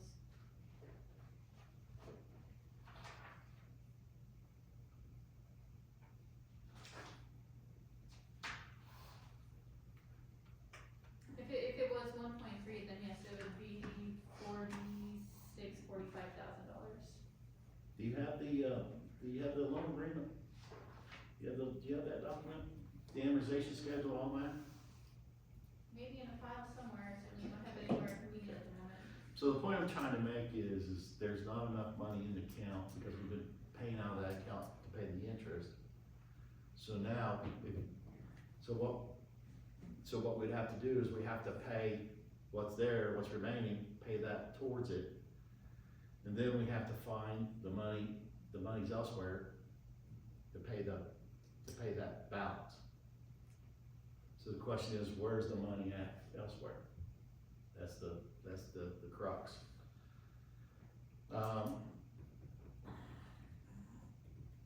So I don't think we're gonna skin that cat in this meeting. So I think the right answer, at least in my mind, and this is, again, for discussion, I think, a motion would be in order to take what monies is in that account, pay the loan down to the maximum extent we can, and then figure out where we're gonna get the other $42,000 or $50,000, whatever it is. $45,557. Right. So the interest payment would go way down, I would assume. And go way down. So the question is okay, let's go ahead and give them back most of it. And let's figure out where we're gonna come up with that 45 grand to pay it off. And in the meantime, the interest payment goes from $5,900 a month down to probably a couple $100 a month. I think this was the one that I voted nay on before, when everybody else voted to approve, because I was wondering about the money, worried about the money. But I agree with this move, We're totally. worried about losing the money altogether. No, this was a loan, remember, and this was This just raised, is a and I'm loan. like, Oh, We're you were gonna have worried to- about getting a loan. yeah, well, I was worried about the interest payment on it, is what I was worried about, at the time we did it, and so, just like you, it's funny that this comes up afterward. Yeah, and if you recall, this is what I said, and I still stand Well, by now you this. can say, I told you so. I told you so. Yeah, that's not the first time I've heard that. But to me, what made sense was, it still does, is if you're interested, pick an easy number, $6,000 a month. Let's say it takes 12 months to execute the project. So you spend $72,000 to get 1.3 million. I mean, that's kind of like no-brainer math. The cost of Now, borrowing. Do you don't have a crystal ball effect of, well, okay, the government shut FEMA down, the POP expired, all these things happen, and here we are. But what I'm trying to do is get out from underneath this interest payment, because I don't know what direction FEMA's gonna go, when they're gonna get opened up, what they're gonna do, what they're gonna say, I have no idea. And we don't have no idea whether we're going to extend it or not. I have no idea. Well, I absolutely believe you should pay down what you can, stop paying so much interest, I'm absolutely in favor of that. Okay. I'm with you. Alright, so I got a motion, so who, No, no, Bernie gave the motion, Did did you you make make a a second? motion? All in favor? I'll give Nina the honors, I don't care, Okay. I'm a second. That's cute. Alright, all in favor? Aye. Motion carries, thank you. Whew, that was painful. I didn't have a nay on that. Well, I'm glad. I didn't say anything. Okay, this next one, consider a motion to use remaining funds for FEMA Cat B in the amount of $26,351.33 to pay Buchanan Pump Services invoice number 137189. Now, this is work that we had done on the booster station, right? And the board approved to fix that pump which we had to have, that pump was for the prison water, was it not? Yes. Prison is an important account for us for many reasons. And so, when we pay down this, we pay this 26,351.33 to Buchanan, does that take that Cat B account to zero? It does by the time you pay off, yeah, your overage from AWR plus pay, that's, towards that invoice. I think there's another $3 or $4 grand. 3,300 remaining, once you pay this 26,000 and change. Yeah. Remaining. Okay. All right, so do I have a motion to pay this invoice out of the Cat B funds? I'll make a motion. Do I have a second? A second. All in favor? Aye. Aye, thank you. Motion carries. Consider a motion for Mark County Water to purchase chlorine tanks from the operation maintenance account. Now, You wanna ask what coloring is? huh? I was gonna ask what coloring is. Am I losing it or It's chlorine. chlorine? Did I say chlorine? You did, but it's spelled coloring. I'm just being me. CHOLORINE, I think it's CHLOR. CHLO chlorine. You don't see the O in there ahead of the L? Oh, in there ahead of the L. Cholorine. Maybe it's in another one, I'm not looking at the one you're looking Are at. I'm not we looking at the one in, you're looking at. is this item 10G? Mm. Yeah, but mine don't have, mine's spelled right, so I don't know what to tell you. Anyway, it doesn't matter. So what matters is Colby's gonna tell us about this issue and why it's important for this board to consider this motion. Yeah, this quote here that you're looking at will, replace both the bulk tanks that we have, that got leaks on them. Sleep last night. And then both day tanks, and currently, we're not using one of the day tanks, so really, we're down to 2 leaking bulk tanks, 1 day tank, and we're using pre-flooring, post-flooring out of, 1 day tank. And they're supposed to be able to, keep up and track between the two. But this is all this is 2 bulk tanks, 2 day tanks, pretty much gives you all the parts and valves and everything in between to tie in back into your chlorine tank, or your chlorine pumps. And, you gave us an estimate of, 9K Yeah. to do this. That's material cost, is that correct? Yeah, we'll be doing all the labor, and we'll have to get a tote or barrels brought in during the process to, Swap out. use to swap out and pretty much redo the whole chlorine section. Right. Yeah. It's definitely needed. Yeah, so, board members, I apologize if you already know this, but chlorine leaks are dangerous, number one. You do not wanna get chlorine on your skin, cause chlorine, when it mixes with water, forms hydrochloric acid. And obviously burns No you. grains in that, it is, separated and petitioned, but there is no grains or anything for that either, so it It's a becomes problem. more, safety hazard. It's a safety hazard, and it's an inhalation hazard as well. So you've got some multiple issues going on here. I highly recommend that we spend the dollars to fix this, before it becomes a bigger problem. So with that, do I have a motion to approve this request? I'll make a motion. Do I have a second? Second. All in favor? Aye, motion carries, thank you. AWR update board on 2026 property insurance.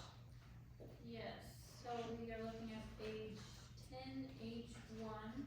What you have here is your rates for property and casualty insurance for the 2026 fiscal year. Now, I'll point out here on this table, it mentions the auto, equipment, floater, and property rates. If you look at auto, the rate actually went down, which is highly unusual. Considering that we've got new trucks, 5 new trucks, right? And that's in this policy. Yes. Yeah, okay. Equipment floater did increase and property also did increase, but the big driver for the big jump in this coverage is that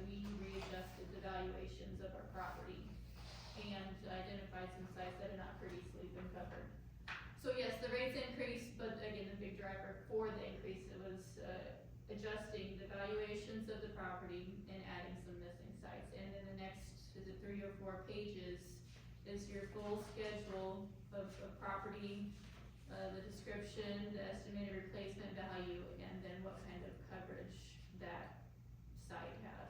Yeah, so I got a few questions. One is, has anybody from AWR went through the property evaluation and the GIS mapping and validated that all our infrastructure is covered? That's my first question. Yes. Yeah. That's been done. Yes. Okay, so we have no infrastructure that doesn't fall under this policy, is what you're telling me, Correct. based on this. My second question is how does the annual cost of this compare to the budgeted cost that was approved by the board? Yeah, that's a great question. So we knew this increase was coming. So the board approved a budget of $80,000 for insurance. This, which again is your property and casualty insurance, is totaling $56,580. Now, in insurance, you're also going to still need to pay for your D&O policy, but that's $5,000 or $6,000. So your budget is I'm still adequate. 18K under Yes, budget. yes. Okay. Do the Ts and Cs, terms and conditions of the policy under this quote, do they match the current Ts and Cs? Yes, want to say there were maybe some adjustments on deductibles. So if you look in again, on that first page, in bold, it mentions that wind/hail deductibles are set at $50,000 per property unless otherwise listed. Well, when you go and look at your list, every single one of them identifies it as $5,000 instead of $50,000. And I do believe that is a decrease on the deductible.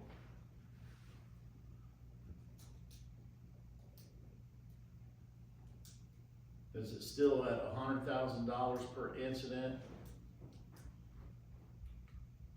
Remember that rule? That was for flood. That's correct. Let's see, This doesn't tell me. it does not, you're correct. Don't send me 800 pages again. I'm sorry. I feel your pain, brother, I do.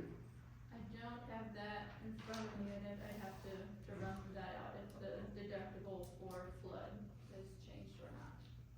Well, here's a broad question. The broad question is what changed, if anything, from the current coverage? Because, you know, and I don't mean to beat a dead horse, but, you know, we spend, what, $30,000 or more than that?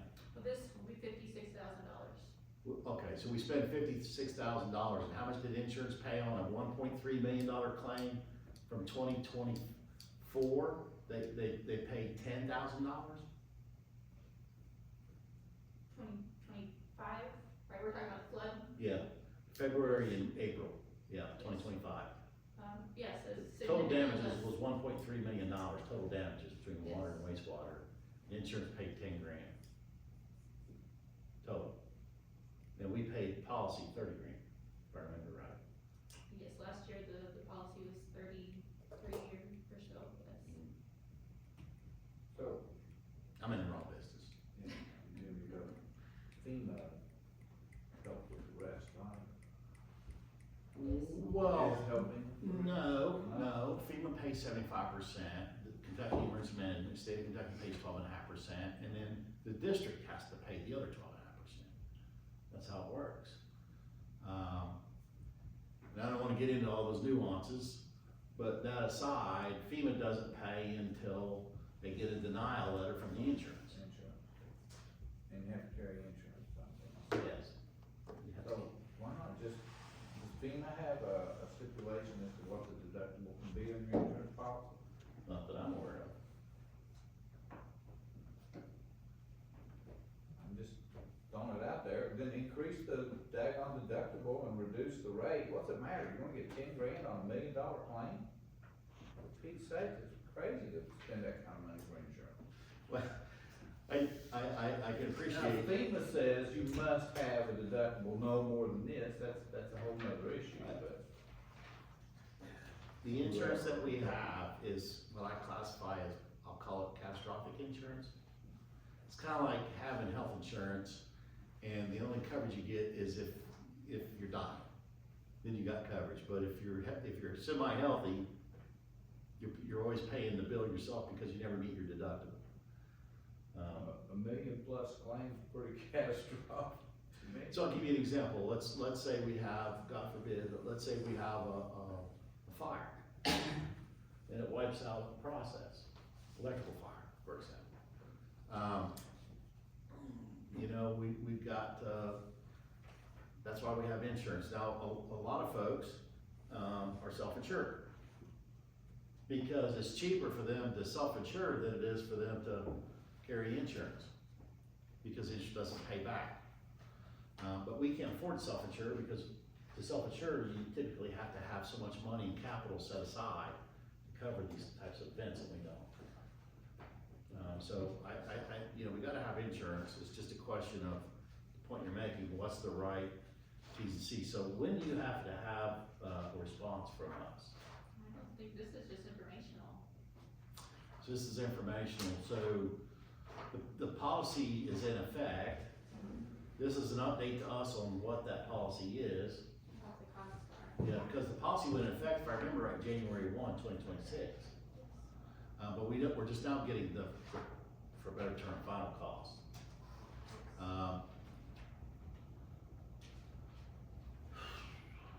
So, I mean, we could explore what would the cost be if you raise the deductible. I don't know that it's gonna save us a whole I lot. did just shoot a message to our director of finance, and she verified that the deductible is still $100,000 on flood events, and that is per location. That's crazy. And we're gonna pay how much for that this year? $56,580. But what portion of the bill is just for the flood, see, cause Oh, yeah, that's not broken down. that bill is for all this insurance, it's for the vehicles, it's for everything that, you know, it's for auto, it's for equipment floaters, for property. I do have that breakdown if you're interested in that. On auto, it's $16,000. The equipment floater is $1,260. $16,000 a year for For auto all insurance, of our autos. 7 vehicles and 3 trailers. That's probably not that. Wow, That's expensive. that's outrageous, that's robbery. About $2,200 a year per vehicle. I mean, And then Well, the insurance is robbery. Yes. yeah, but, I mean, I got 4 vehicles and a camper, and I pay $256 a month.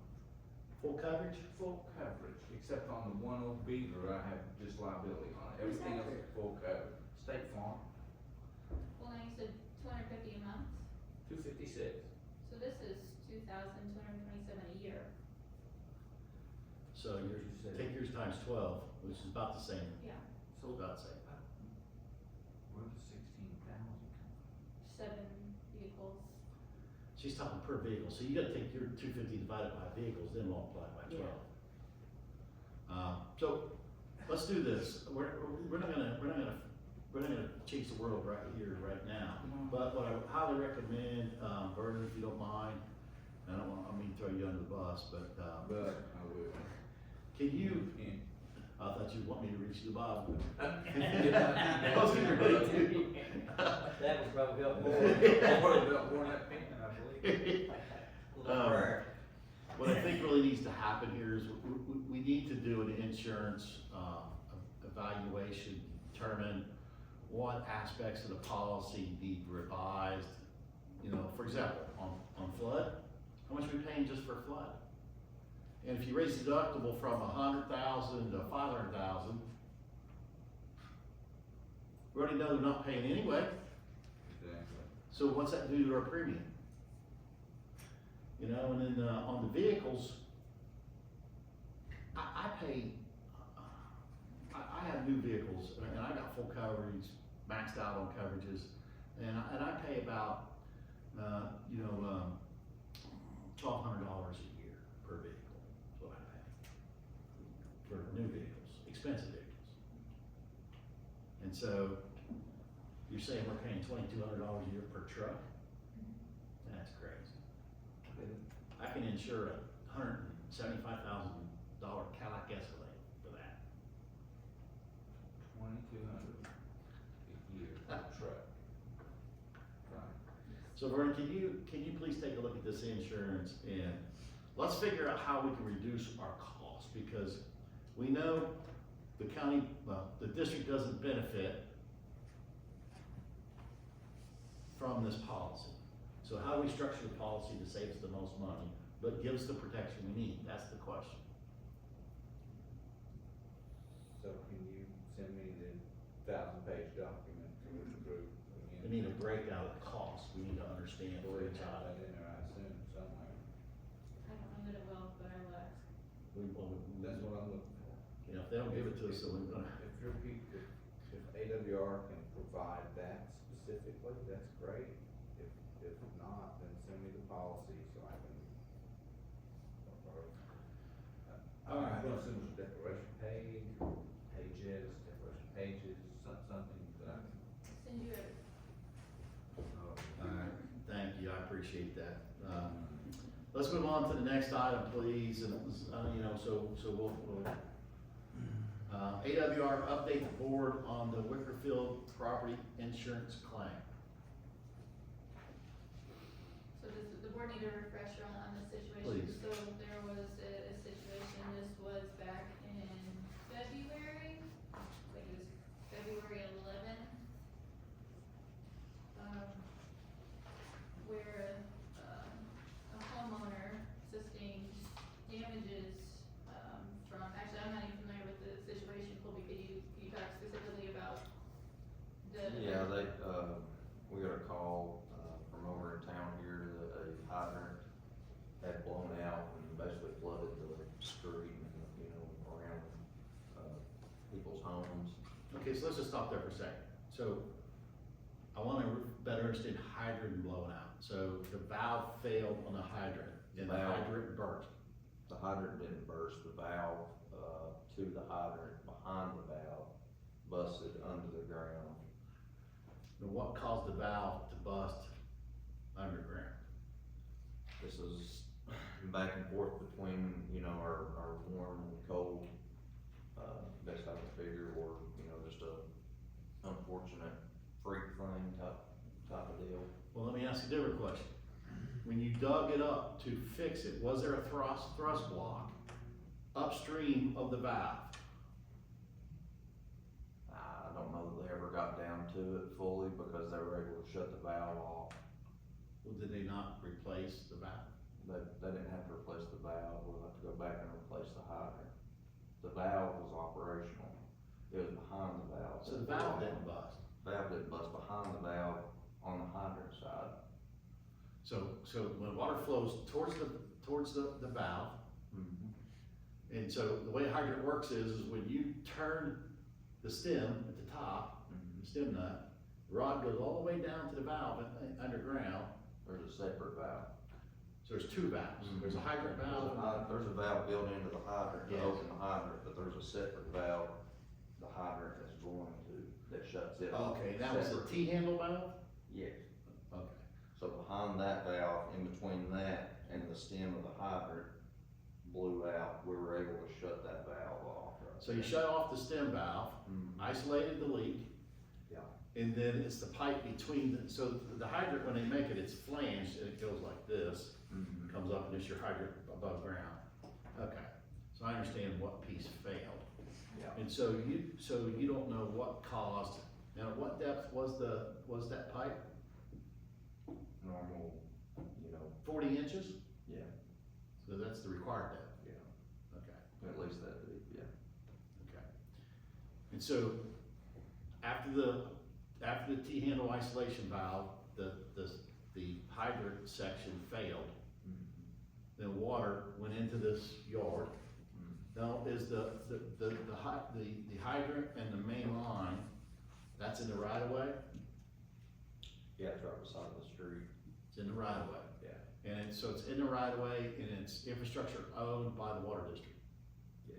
Okay. All right. And so 10-inch line,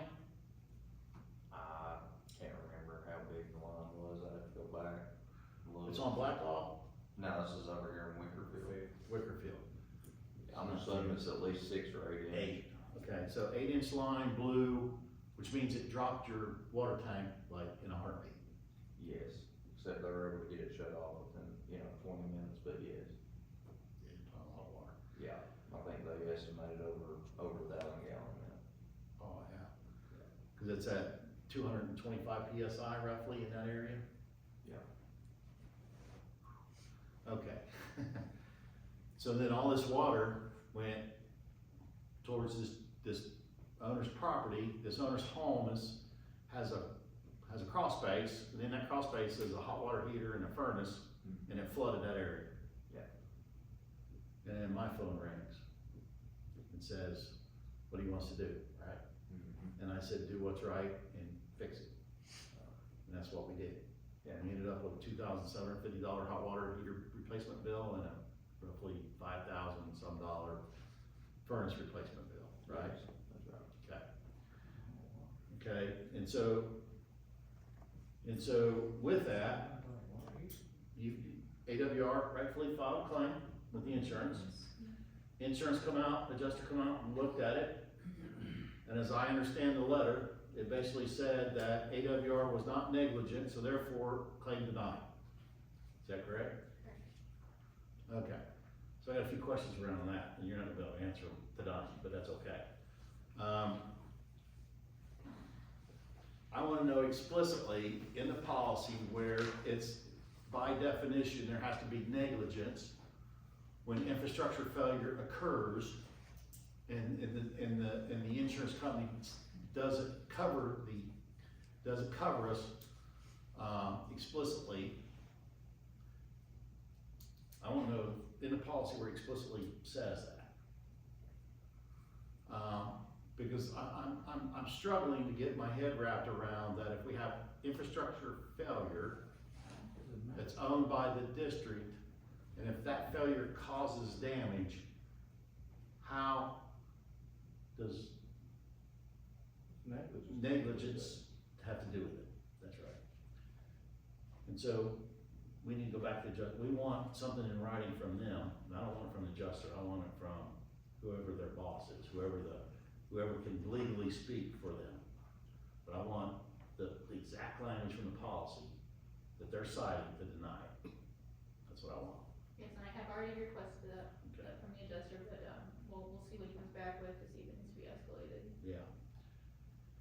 And then, Dustin, I have a legal question, and the legal question is, and I don't expect you to answer this tonight, but the legal question is based on the circumstances, when infrastructure fails and that causes third-party damage, is the district liable? Just a basic, and I know you're gonna say, well, it depends. But you know, I mean, this is about doing the right thing, but it's also about abiding by what the law requires. And sometimes the two don't match, I get it. But again, I need to know from an district exposure perspective, are we liable, number one? And then my other legal question is based on this policy, does coverage still remain even without negligence? Because I think it should. But a policy is a contract, and I don't know the contract well enough to answer the question. Right. And we talked about this a little bit. It depends on the facts to a certain extent, Is this definitely on the district side, or is this on the property owner's side where this failure for whatever reason occurred? And so that's gonna depend on the policy. It might be, if you read the policy from the perspective of claim, by the property owner, it doesn't cover, but if you read it as a claim by us, it might. It depends on the policy, who's making the claim. Well, the claim should be made by the district, not by the AWR, but by the district. And that's what I'm saying. It's us, it's our infrastructure. That's Yeah. why I don't understand when they said AWR wasn't negligent. What's AWR got to do with it? Well, we're acting on behalf I mean, the letter is a letter to the property owner, Yeah, I know. denying the property owner's claim. It's not a letter to the district denying the district claim. So I'm used to these claims being filed by the property owner, the citizen.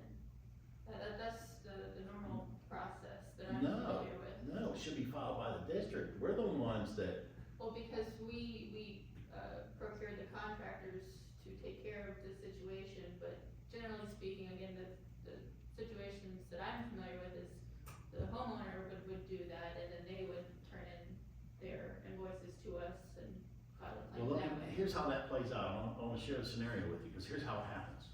Is insurance companies deny the homeowner's claim, they force the homeowner to go hire an attorney to fight to get it. The insurance company then represents the district in court, and the whole time this has happened, people like me are scratching their head saying, why is the water district making somebody sue them to do what's right? But sometimes it's a matter of our insurance company will fight your insurance company. Yeah. So the homeowner's insurance company might fight our insurance company, saying it's not us, it's you. So it's really sometimes the insurance companies who fight it out. I get it. What I don't get is in my mind, when you have a failure, in this case infrastructure pipe bursts, and there's damage, why wouldn't the district just file the claim, the district take care of the problem and move on? Now, what I don't wanna get into is a situation here where we spend $8,000 to pay a $8,000 problem, but we spend $8,000 on time and legal fees and all that stuff. That's pretty stupid. Yeah, you can't litigate this. No, I mean, it's just, No. the expense would be. the insurance company knows that. Yeah. That's why they deny it. But to me, again, I think it depends on who's making the claim and where the failure occurred. Is it on the property owner side or our side? Everything you just said sounds like it's on the district's It side, is. equipment wise. It Which, is. to me, that means, there's nothing saying that the property owner and the district both can't make claims and let the insurance company respond to both. I mean, this is to the property owner. There's no reason why the district can't also make a claim. Yeah, and I think the district should make a claim under the policy, and I assumed that's what we were doing, is we were making a claim, not the property owner. Well, and there's probably confusion as far as, there's two issues at hand here. One is what we're talking about. The second is we have two invoices and vendors wanting to be paid and needing to know how we're going to move forward with that tonight. But back to that point, I believe Cincinnati believed that this was the standard practice, which again is what I'm accustomed to, which is that the property owner has these damages, these invoices that they submit, but in this case, it was the district submitting it on their behalf, Yes. which is just not customary. Okay. Well, first off, these invoices, did they show up in the bills to be approved to be paid? No. They need to, because this service was done at the request of the district, right? Yeah. So they should show up on our, the invoices are made to the district, not to the property owner, right? Yeah, we hadn't entered them in because we were waiting to, have this discussion and figure out what path essentially to go. Well, board, I think we need to vote on this, but, I'm of the opinion, and I've said this from day one, so I got on the board, it's always about doing the right thing. I've always said that. And so I'm of the opinion, I wanna put it, for a vote. Consider a motion to put these invoices on our bills to be paid and approved to be paid. And then we pay the invoices, and then we appeal this decision by filing a claim back to the insurance as the district and not as the property owner. Because it was their infrastructure that was damaged. It was our infrastructure that caused Right. that damage. Yeah, it exploded or whatever. Yeah. Well, Huh? and you're actually, as the district, you're making essentially two parts to your claim. You're making a claim for the damage to the equipment that needs to be replaced on the district side, right? You gotta replace the valve and all that under the high. Yeah, so that is part of the district claim. And then it's also part of the district claim that Have we you submitted damaged. that to, somebody else. insurance? I didn't, go into the hydrant, but I mean, yeah, that's It what needs to we. be the whole thing. Yeah. That's Now, what hold we're on, doing. we're talking about filing insurance claims every time the line breaks? Yeah, that's- Surely not. Well, I think we need to go back to the policy, because the policy does have equipment failures, but doesn't have line break. So, So is a hydrant a line or is it equipment? it sounds to me like this is line, but even, I We're mean, splitting we don't hairs. have insurance coverage on every hydrant. So anyway, board, consider a motion for us to include, put these invoices on our bills to be paid, and then also to file a claim against, this incident on behalf of the district, not on behalf of the property owner. I'll make that motion. Do I have a second? Second. All in favor? Aye. Aye. Aye. Motion carries, thank you. Whew.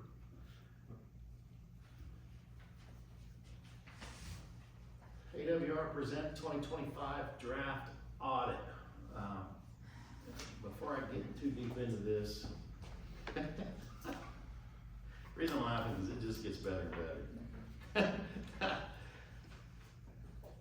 Board members, in advance, I'm gonna apologize on behalf of the insurance company that we're getting this on March the 24th, and the final has to be done by March the 31st, and by March 31st, that final has to be signed, and it has to go out to Big Sandy Ad, has to go to KIA, it has to go to AML, has to go to all the grantors, because every grant requires an audit to be submitted by March 31st of every year. And so with that, does their contract require this to be done prior to this date? No, sir. So I did look at that today, and, the best explanation I have is that this has just been the precedent. So the contract actually states that they had until March 31st to get us the audit. Now, Not that we had till March 31st, but they had. Correct. yes. So again, the best explanation I can come up with is that it's been the precedent. Now, there is always going to be a time crunch here. You can definitely improve from what we saw this year, and the last couple of years, I think this has always been the schedule. But what I've learned is that Alliance's audit is due February 10th. And then, well, the information to the auditors is due February 10th. They turn around and audit on the Alliance end in a couple of weeks. And then, because the Alliance audit is required to conduct the district audit. So, we had talked earlier about, having this in place, having a draft in February next year. That's just, not going to happen. Now, again, I think we can improve it by a couple of weeks, but we won't be able to improve this by a month next year because of the. Well, a couple of weeks, we can have a special meeting, and we can Yes. approve the audit, Yes. and then give you time to then go back and address any concerns, questions, and then produce a final. The board in the special meeting can approve me to sign the final, so then, once it's signed, it can go out. But right now, I don't see how this board can review, approve, and then get a copy for me to sign by the 31st. So, what I would propose, so you all have the audit, correct? Yeah. So let me just talk about the audit real quickly. So it is, nearly identical to what you saw last year, which is that this is an unqualified opinion. It is a clean audit. They had sufficient evidence to provide this clean audit, and the last 3 pages, you'll see the non-compliance findings, those are the exact same 3 we had last year. So yes, absolutely you need to review it, but I don't expect there's going to be any surprises. But what I would recommend is that, the board, take until Friday to provide comments on this audit. So it can be finalized. Well, there's a part that you're not saying, and the part that I struggle with is when you have a non-compliance findings, what's required is AWR has to write a response to that on how you're gonna correct it. That's part of the non-compliance findings, that's, so, and I'm getting ahead of myself here, but if, as part of a response to this audit is there, and in some places in the and I haven't read this, it's the first time I've seen it. I would like to get this digitally, Sure. because I don't do hard copy reviews. If you get it out to the board members digitally, that would be great. I'm good with it. You already read it? No, I'm good with the hard copy. Oh, okay. I don't try to go through. Yeah, okay. Yeah, so, alright. So you're saying board members, review it and provide comments back by this Friday? And then what? So, That way it can be finalized, and we will have the final, audit that we can submit on Tuesday. so that means I would come into the, AWR office and sign both water and sanitation on Monday? Is that what I'm hearing?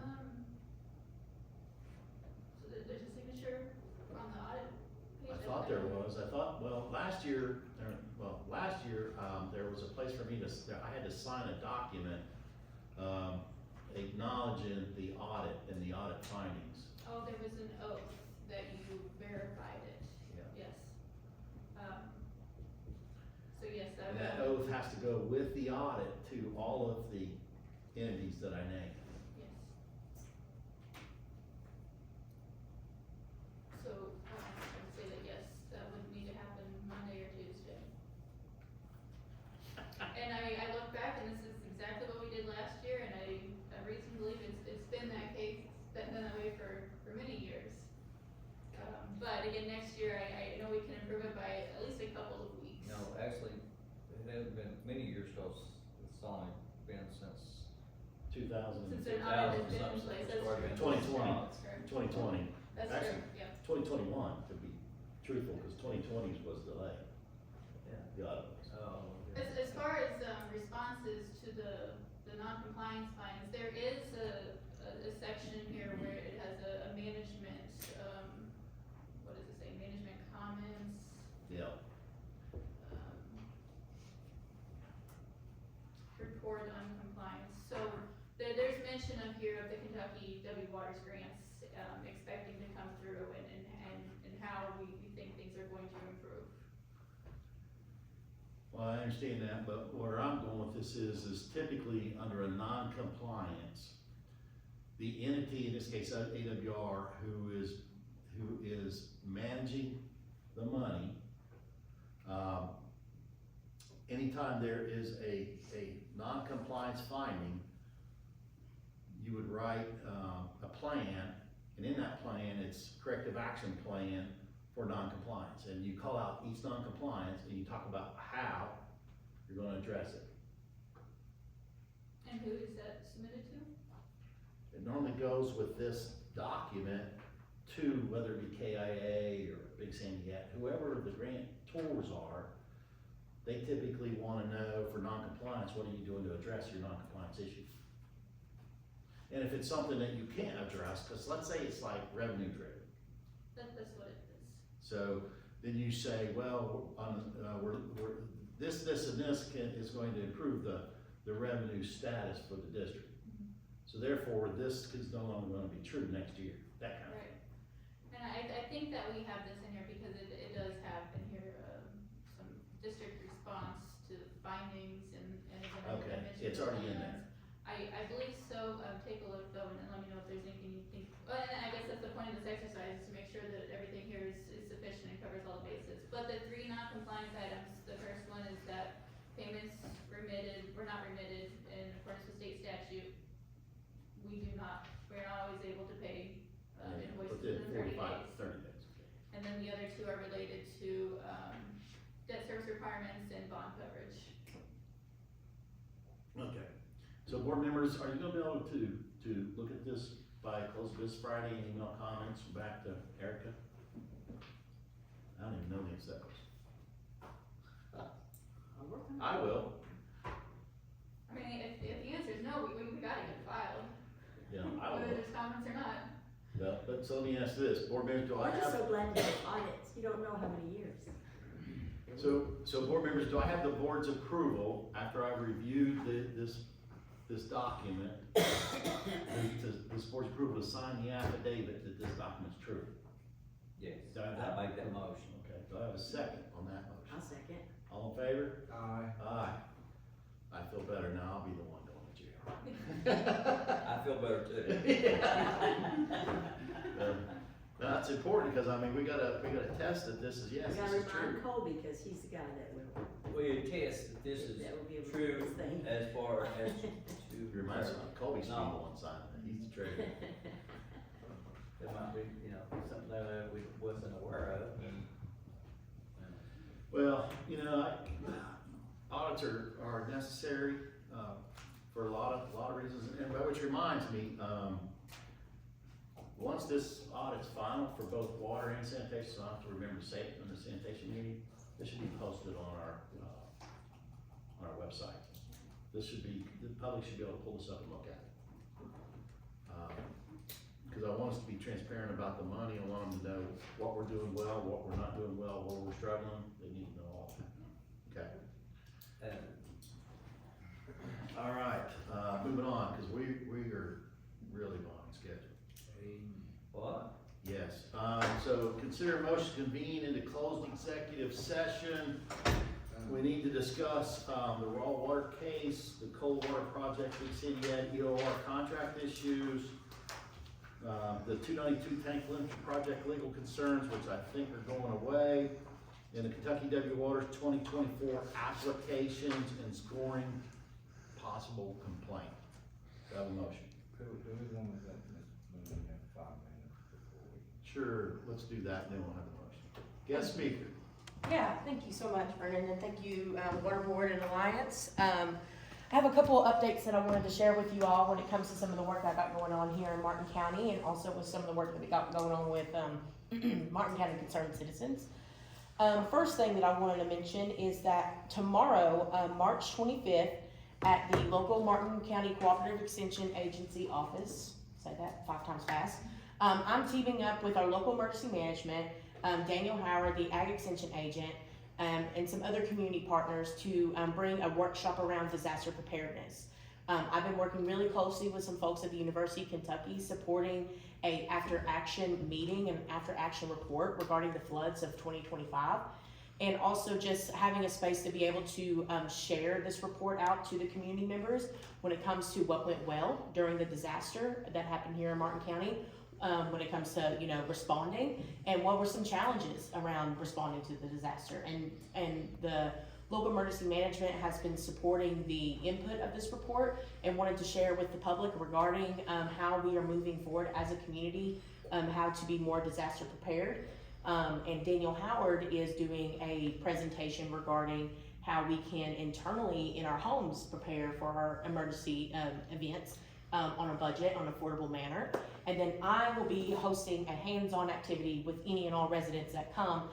It's like a simulation around disaster relief efforts. And so tomorrow at 5 to 7 p.m. we'll be having our first workshop at the Martin County Ag Extension Office. And then the following Wednesday, we'll be having the same workshop at the Warfield Community Center, 5 to 7 p.m.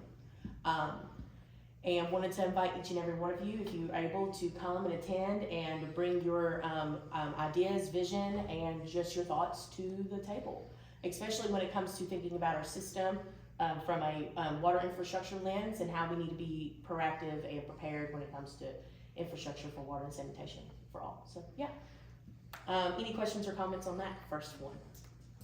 No? Second, and I have to pull up my calendar for this one so I don't mess up the dates, but we'll definitely be advertising this online and also with the local newspaper as well, around water affordability. So Nina and I have been working really closely within Martin County Concerned Citizens when it comes to hearing conversations around water affordability and telling our story around water affordability. And we are a part of this national film that is going to, it's called Behind the Bills, Stories of the U.S. Water Affordability Crisis. It's a national film screening where it has a story that Nina and I and some other folks from Martin County Concerned Citizens was able to share when it comes to, you know, our story around water affordability as Martin Countyans, but also other stories from across the country when it comes to their experiences around water affordability. And this is a free film screening, and it's going to have different stories from different places all over the nation talking about water affordability and some of their efforts and what they're working on and working towards regarding water affordability. So this is on April 9th, Eastern Time, 4 to 5 p.m. And I can send you all the information if you're interested to sign up and register and be a part of this film screening to learn what other people across the nation are doing around water affordability, along with seeing different stories from other places. So, any questions or comments on that?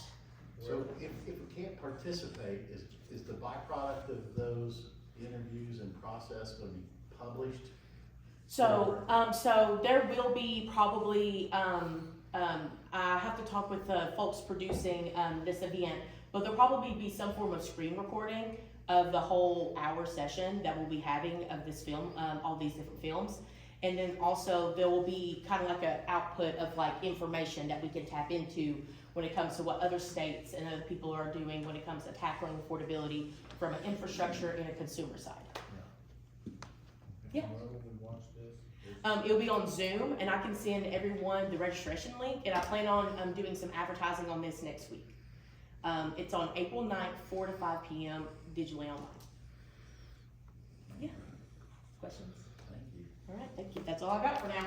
Wait till summer hits. I'll be doing tire tug of wars, cleanup, so.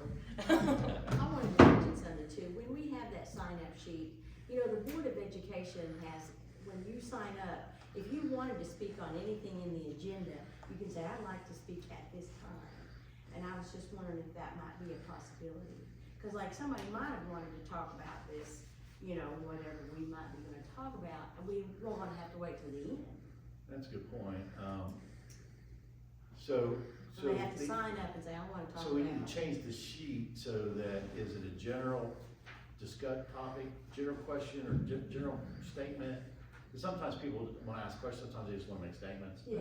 Or is it agenda specific, and then once they sign in and fill that piece out, they bring the list up here? Yeah. If it's agenda specific, then we know to stop the meeting if they're in. And you can even categorize it by topics if you're interested, like based how the agenda is laid out, like you can do billing, operations, like you can break it down in a way to make it easier for the sign-up user to navigate with it, whenever, you know.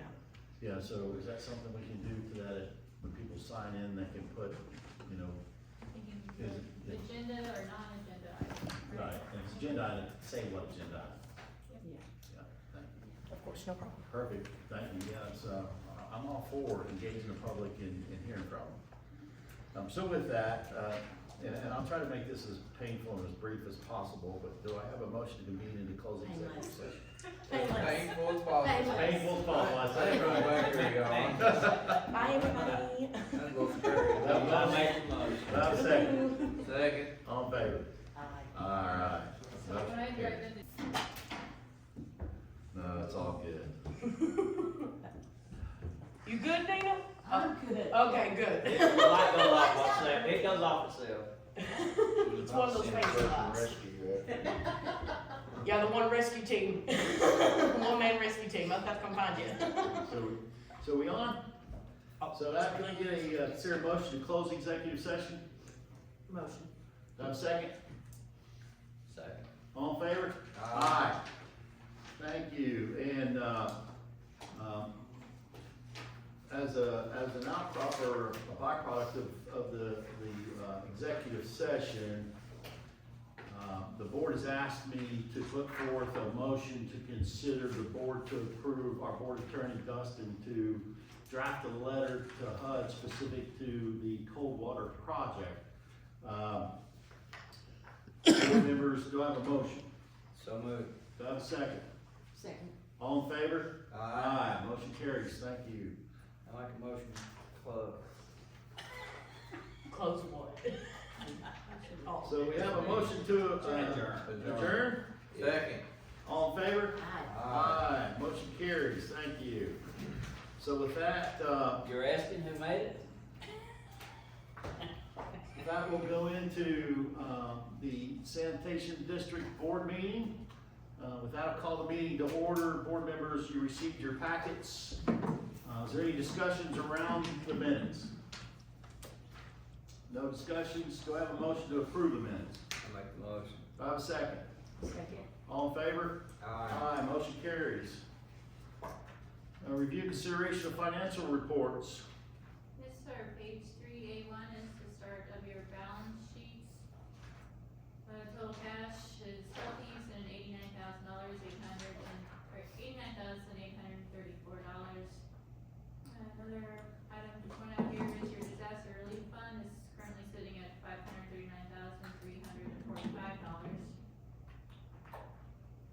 Same story here as it was on water, which is that we have been paying a lot of bills, getting that accounts payable number down.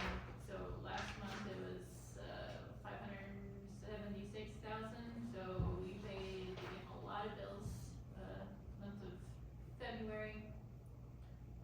Nothing of note on the bonds, otherwise the sheets balance out. Your asset liability equity is totaling $8,800,240. On your statements of revenues and expenses, revenues are looking pretty good. The miscellaneous income there, that was a $30,000 payment from Cincinnati for the United Rental invoices and also the IGA lift station. And because of that payment, the revenues are up by $19,000 for the month of February, putting us for year-to-date at $10,835 over expected revenues for the year. Looking at your expenses, you'll see the chemical cap overage is projecting over, that's not unusual to see a large chemical purchase at the start of the year. You'll see that, drop down, I expect. On the repairs and maintenance there, I did have to ask what that negative amount was. So that was, one of them was for US Bearing, that was a credit to offset an invoice from a previous month that Alliance had ended up paying. And the other is called the reverse accrual transaction, and that was to remove an accrual from 25 because those expenses had already been in the 25 financials. So, it looks like credit, but it's really just offsetting a second expense from an invoice, back in January. Negative expenses is No. Yes.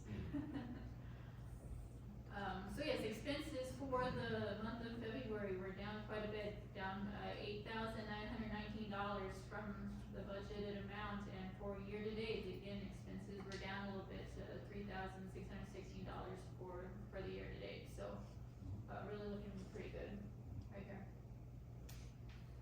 Flipping over then to the treasury report, your billing charges for the month were $73,278, that was 3.9 million gallons and 860 customers. Again, I already mentioned that Cincinnati insurance deposit, an update from when this report was ran for the bills submitted for payment is actually, there's actually $82,059 bills submitted for payment, but that still leaves us with an available balance of $18,806, so we can pay the bills.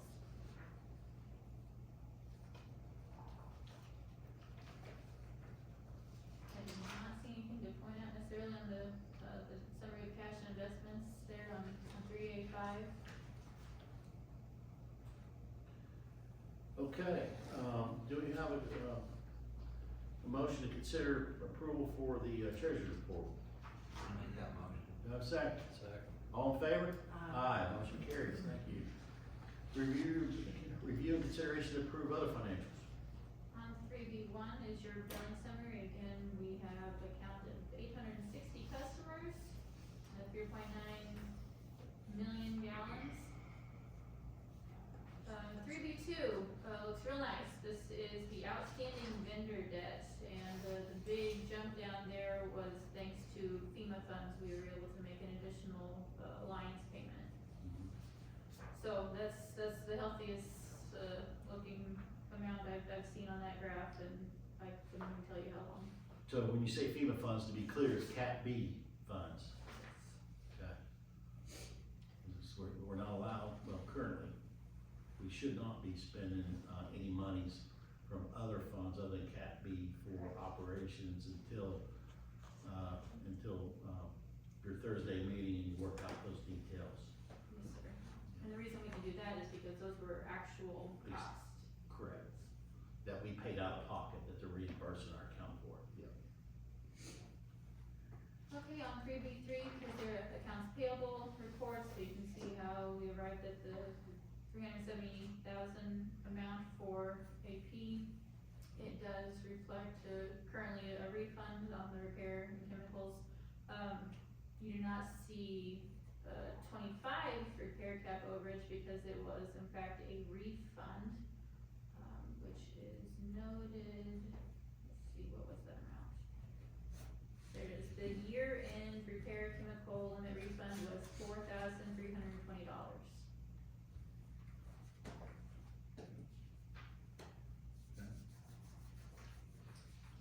Next then is the age accounts payable. Everything in green is a FEMA or insurance invoice.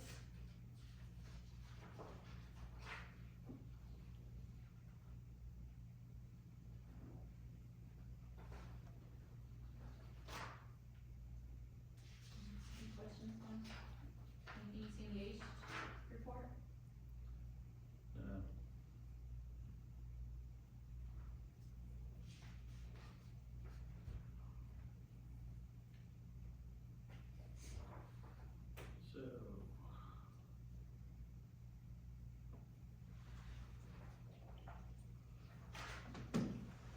Is there anything you wanna go over specific to the bank reconciliation statement? No, I don't think so. Okay, so with that, board members, consider a motion to approve other financials.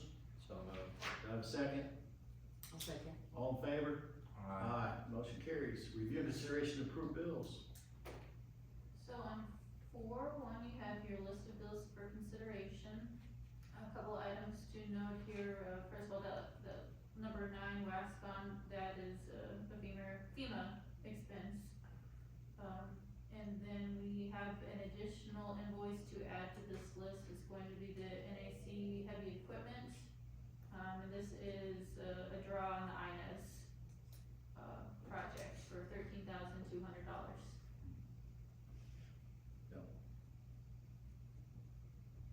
And that comes out of the, that's KDOW funds for INS, right? That sounds right? Yeah, it's KDOW. It's administered by, KIA, I think, but it's KDOW monies through KIA, if I remember right, but, okay, yeah. So it's not coming out of our operating expense, is my point. Correct, yes. That is not. Okay, and,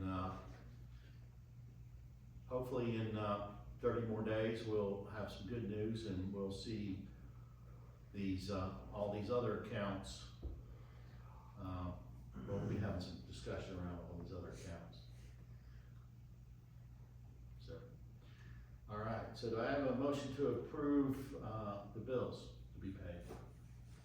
I'll make a motion. Do I have a second? Second. All in favor? Aye. Aye. Legal. Any issues for discussion with the board attorney? Just, Chairman, update the board on easement agreements for developer of the project. Yeah, good news. For the Develop Road project, as the board probably remembers, that project is a HUD-funded project. Big Sandy as the administrator, Prime AE is the engineer of record. And there were approximately 5 properties that were identified that needed construction easements. The board recalls, the board approved for me to request a budget change through the fiscal court, and through HUD, through Big Sandy to HUD. HUD approved that request. The budgets have been revised, and Ryan Cumbo is the attorney handling the easements, and Prime AE is handling the engineering for those easements, and that is going well. And we currently don't expect any project delays around easements. So it's a work in progress. It'll take, I think, a couple of months to work all that out, from the engineering and getting easements in place, getting them filed and all that. But it's not slowing us down. The design is roughly 70-75% complete off the top of my head. I'll get into that here in a minute, but so it's well, no issues there. All right, operations report. 6A1, we updated the operator of record and the certified operator contact information to division. It's one of the things that we've been talking about, and actually updated both the water and sewer, make sure all operators are updated, all old operators are removed. So did we verify they did it? I mean, we notified them to do it, but did they do it? So I'll have to follow back up with them and make sure those changes are made, because that is a typical thing that happens, is we do this and we make these changes and nothing comes of it, or, you know, like you search it, you know, and it doesn't pop up like it should. Yeah. So I will follow up with them, and I did, when I submitted it, send an email out specifically about that to, you know, make sure. But I will follow up with them on that, to make sure as well. Thank you. We did hire a new employee for the open position we had on the sanitation side to backfill, an existing position that we had, with the focus of getting this person, you know, trained up in the plant. So our current head count's 22 employees.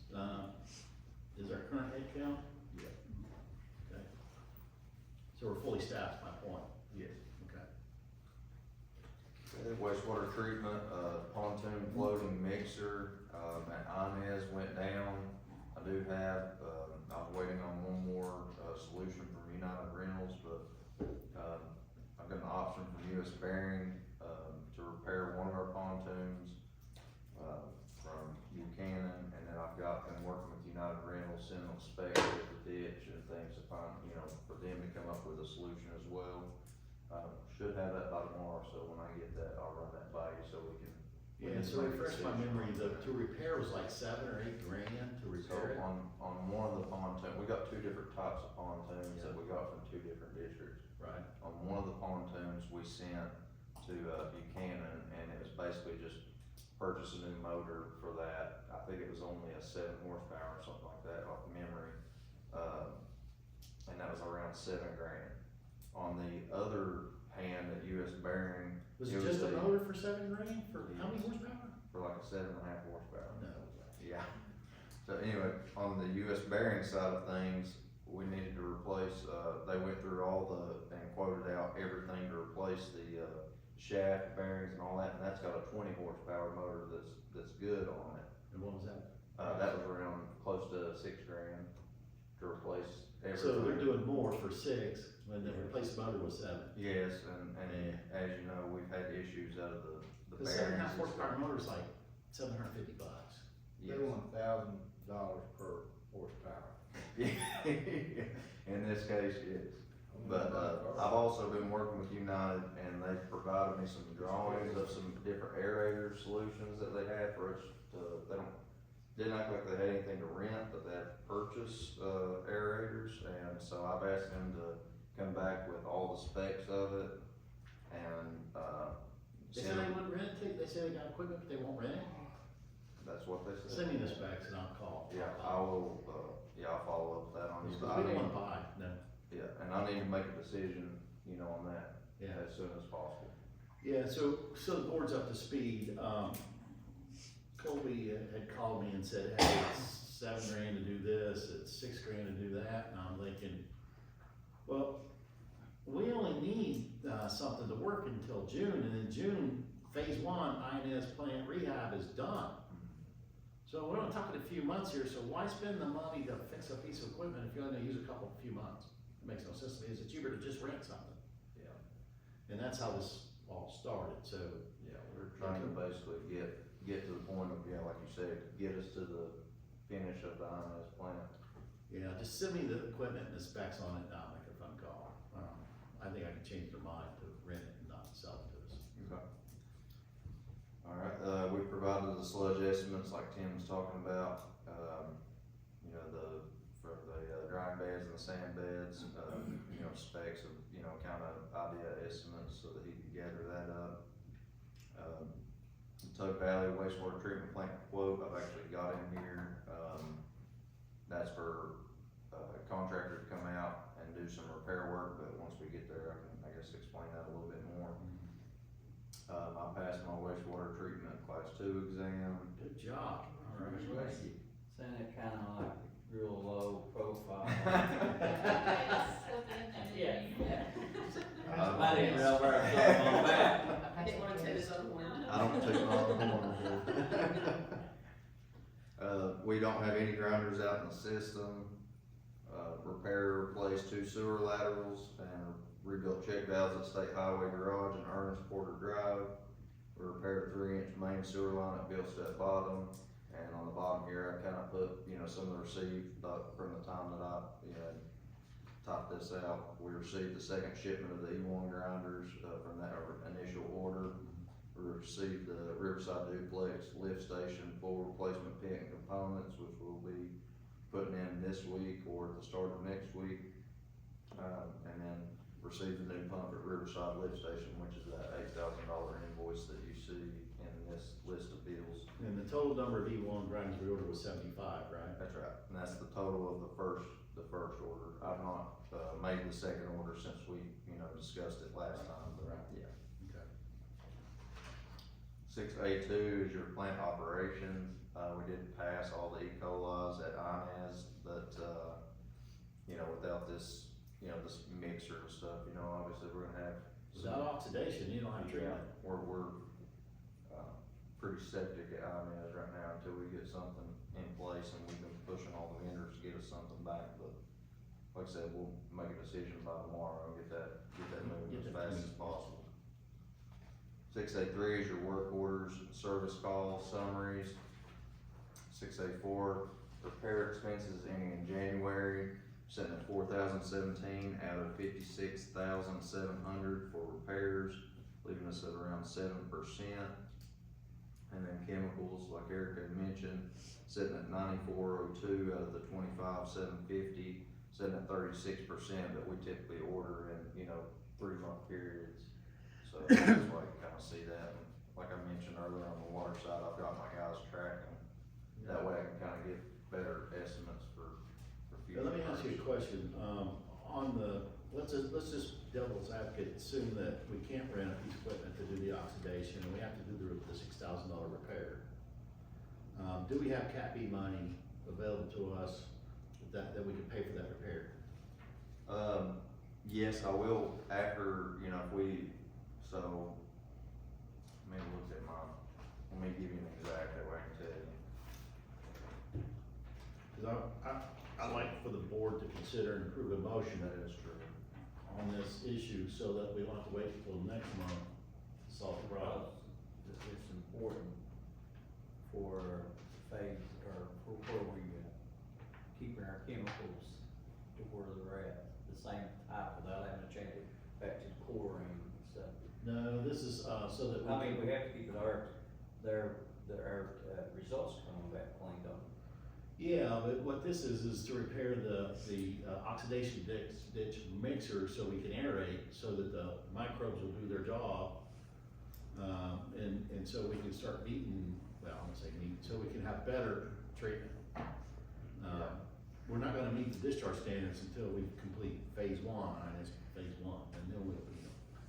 Right now, currently, it's like, just a big round loop of, wastewater, and it is currently It's basically anaerobic. just, It's anaerobic is all sitting oxygen. still versus, we've had these mixers and aerators in there to keep it active, which is a big part of why we've been able to, achieve the little bit of passing that we have. But yeah, so out of the Cat B IGA, I had, we got around $25,713 left over, and then there was a recommendation for the 10,500 out of the Tug Valley, so that leaves, around close to probably 15,000. 15,000, and then we spend the 6, we still got money in that account. Yes. Well, I just wanna make sure so board, do I get a motion to approve that if we can't rent the equipment, we spend the $6,000 to fix one unit to get it up, and one unit will satisfy the need for now, right? Yes, that'll get us, that'll Get us by. Yeah. Fix one unit to get us by for the next few months until we get phase one in June finished. Do I have a I'll make motion? that motion. Do I have a second? Second. All in favor? Motion carries, thank you. Sorry about that, Cody, go ahead. No, you're good, it's good stuff there. 6A5, and, it's just 6A5 is your, monthly transaction note. Mhm. What was jetter service? That was, when, one of our local companies here, we had a jetter down, at the time, we had to use them, or there's times where their jetter's bigger than what we can do. And that's essentially using their service to come out and clear a line for us. Probably already worked. Yes. We, try not to use that as much as possible, but when we have to, we have to. Right. 6B, the 6Bs there are your DMRs. And there's no failures at Tug. And your typical failures, like I said, we've had 8 E. coli passes at INS. Yeah, which is pretty amazing that E. coli passes, with minimal treatment, and I stress minimal. So it's a good thing that we are passing, and we're still under the PAA study, right? That's a 6-month study that goes until, was it June? Believe Starting so, December and ends in June? We'll probably have to make another, communication with them to extend it, once we're getting closer to, the completion of that plant, if, I guess their study or results show that they're still not satisfied with, our Yeah. PAA at that time. Yeah, okay. All right, any questions on the operations reports of DMR before we move on to capital projects, project update?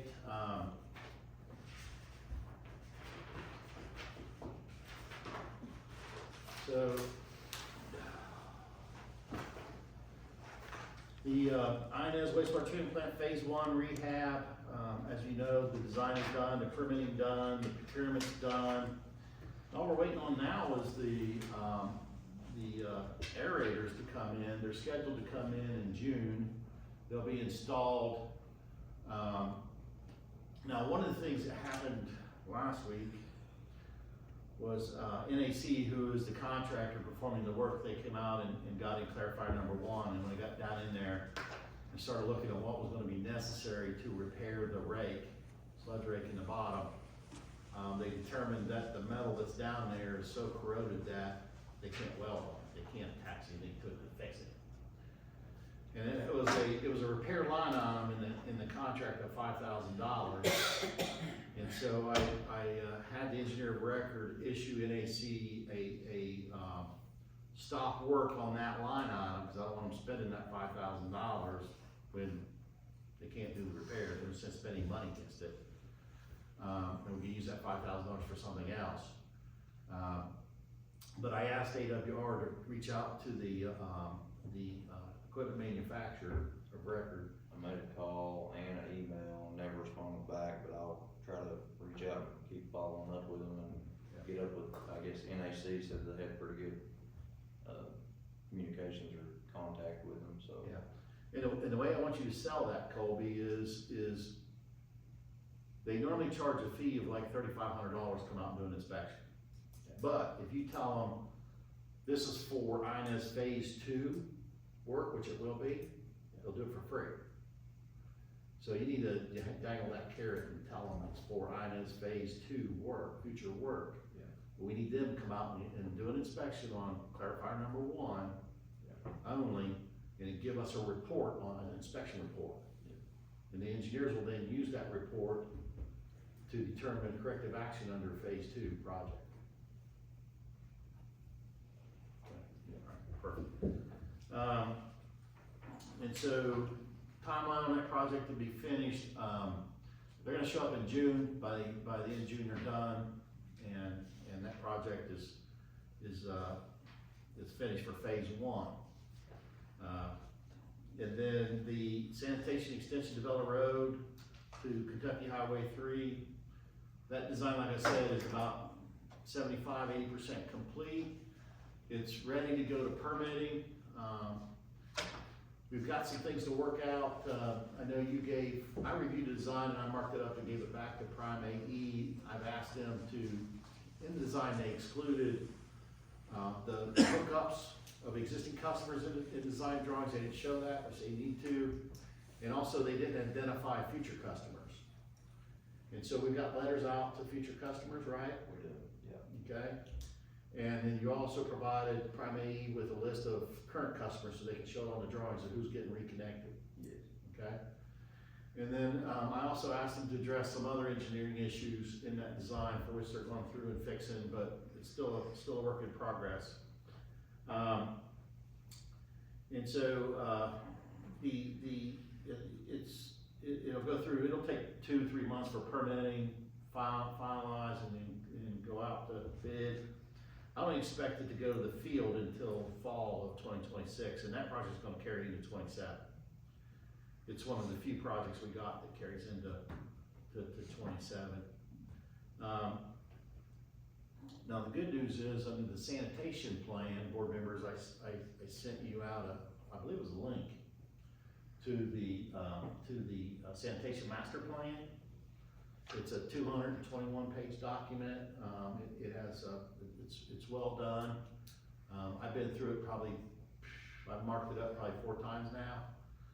But I went through it today, and it is in my opinion, it's done. It looks really good. It's something that AWR, please post it on our website. Again, this is public information. We should share this with the public. It's our capital improvement. Well, it includes a capital improvement plan, but it is our sanitation master plan, and it goes out 10 years. And it does a great job on identifying all of our systems, subsystems, the condition they're in, what projects we should be doing and why, and it scores those projects in a way that makes sense. And also what it does is it adds 10 new projects to the WRIS portal. So, it's basically our plan for the next 10 years of what we're gonna do and how we're gonna get there. And it's absolutely necessary we have this in place because you need a master plan to get funding. So it's a key piece. So that's where we're at. I think it's final. Board, please look at it. Share your comments back with me. I'll certainly address them. But that's where we're at. And then on the SIP list for sanitation, similar to water, I have not updated the SIP list. I'm waiting for the Kentucky W Waters bill to be signed. And then once that is done and we know where we land under Kentucky W Waters, then I'm gonna update this list, but this list is going to grow by 10 projects, just so you know. And then they'll go through a process of ranking them and what's funded, what's not funded, all that stuff. But that'll happen probably mid-April before I get to that. Any questions on the SIP list? No? All right. Other old business. AWR update the board on the FEMA Kentucky Emergency Management funding status along with the schedule of complete repairs. Yeah, on, 8A1, the only thing that's really changed here, well, it's really not changed, but, I did, before the shutdown, request the withdrawal from that last Cat B, but, we've already received that, the insurance money, you know, that paid out in full for that project. But it has still not been withdrawn because at that time, the government shut down, so once the government opens back up, I guess they'll continue on their process to get that withdrawn. Okay. Other than that, nothing else has changed there, you know, we've received payments on everything there.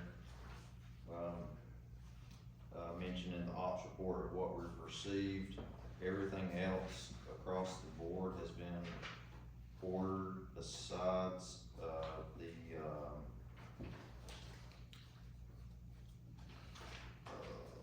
Dempsey, I just received a quote today, I've gotta review that. And then I received the quotes on the, if you remember that we had to pull the pump out of, Locust Court lift station, get it sent off and get it matched up. Mhm. So I saw 2 quotes come in, giving us 2 different options on that. And I'm gonna kinda consider that and what options we have, and then when we have our meeting Thursday, you know, if there's anything that comes over or anything like that, be able to consider, you know, other options in that. I'll have a better update on that next time. Other than that, the Riverside duplex, we're planning on getting in this week or at the beginning of next week. We received the Riverside lift station pump that we should be able to get in this week or next week. And we received more grinders, and like I said, the biggest projects upcoming is gonna be that Dempsey lift station, the IGA, and the Locust Court, and I've gotta review those quotes, finally got those back, and we'll go from there. Okay, and I know you said this, but again, so I'll clear. We're not giving any money back until we all sit down and work out the details of records, tracking, expenditure, categorization, and then make a determination on steps after that, right? Yes. Yeah. Cause I think that the team is gonna learn a few things that's gonna help us in that regard. Okay. Yep. All right. Good stuff. So moving on from that, AWR update the board on insurance claims and status of payment. So similar from the water side here, I don't have an update, other than, again, we have been in contact now with the professional liability firm to verify, some clarifying questions, that's all I have on the status of that. Same thing, get a copy.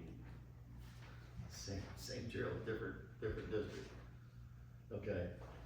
All right, AWR discuss operator license status and session planning timeline.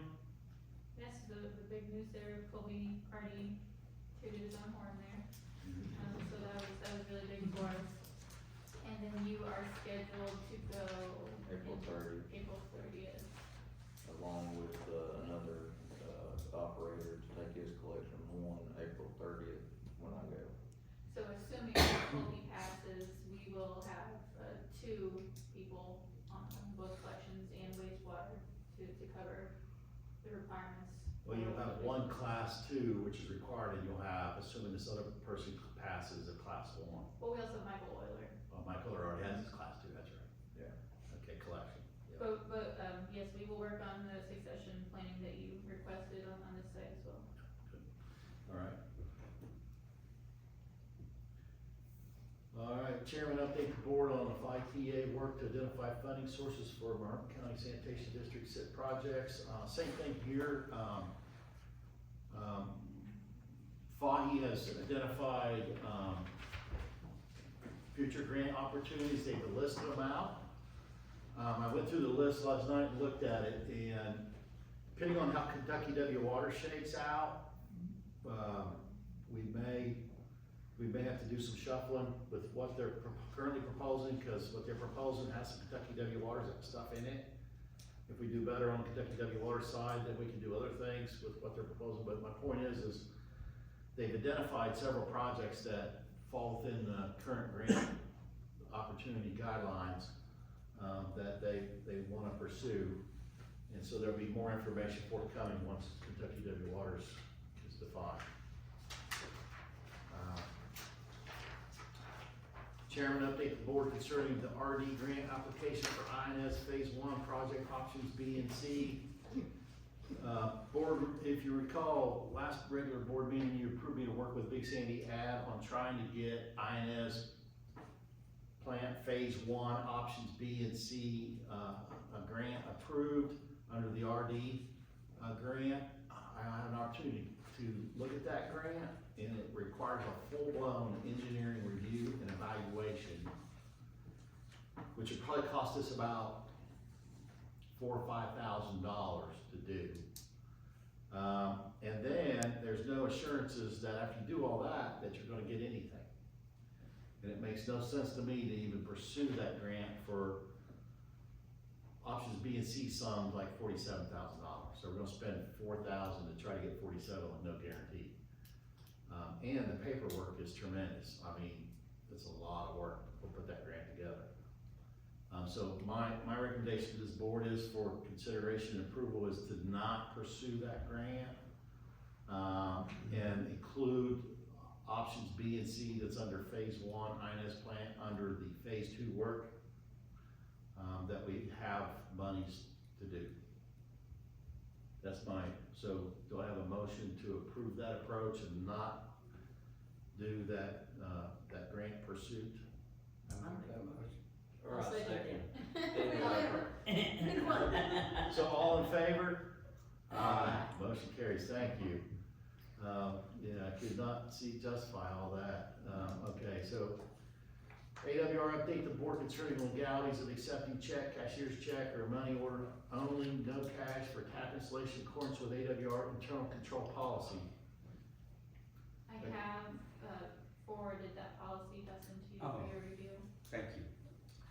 And so, Dustin, do you Public think? Service Commission won't be reviewing this one, but No, yeah, it would still be the same thing though. same thing. Is there any Kentucky statutes that don't allow, where you don't allow cash option? That's the question. Okay, so Dustin will take a look at that and advise us at the next board meeting. Other new business, consider motion to approve chairman to sign Pioneer Engineering Environmental Waste Broker proposal for INS wastewater treatment sludge characterization, reclassification, and reuse planning. I'll make the motion. It's the same thing, isn't it? Well, but it's $11,800 that you're approving, you know, so it's, the water stuff was, what was it, 8,000? It was 8,800, and this is 11,100. But again, it'll save us a ton of money. So, we may, and the question is, well, how do we pay for it? Well, we may have to look at some of this leftover monies from, because we're gonna have a little bit of Cat B money left over where we can afford to do that. So with that, do I have a motion? So moved. Do I have a second? Second. All in favor? Aye. Nay. Again. Got one nay, okay.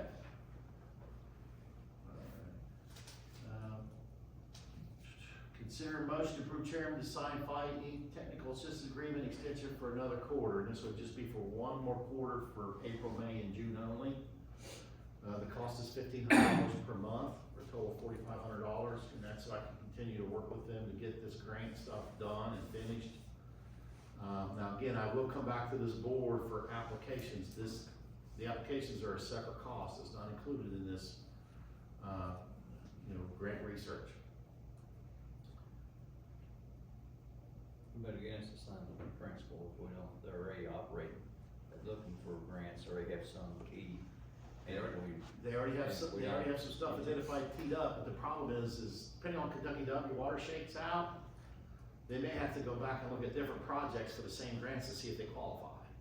That's why I'm asking to extend their TA. that's what I'm saying, that'd be it'd be stupid not to, in my Right, opinion. well, that's what I'm saying. Yeah. So I'll make that motion if we do. All right, do I have a second? All in favor? Aye. Motion carries, thank you. AWR update board on 2026 property insurance. Yes, sir, so we're looking at page 9C1, and you'll see it looks very similar to what you saw on the water side, but you have your exposure replacement values on sanitation here. So on the auto side, it is $11,485, and this is annual cost.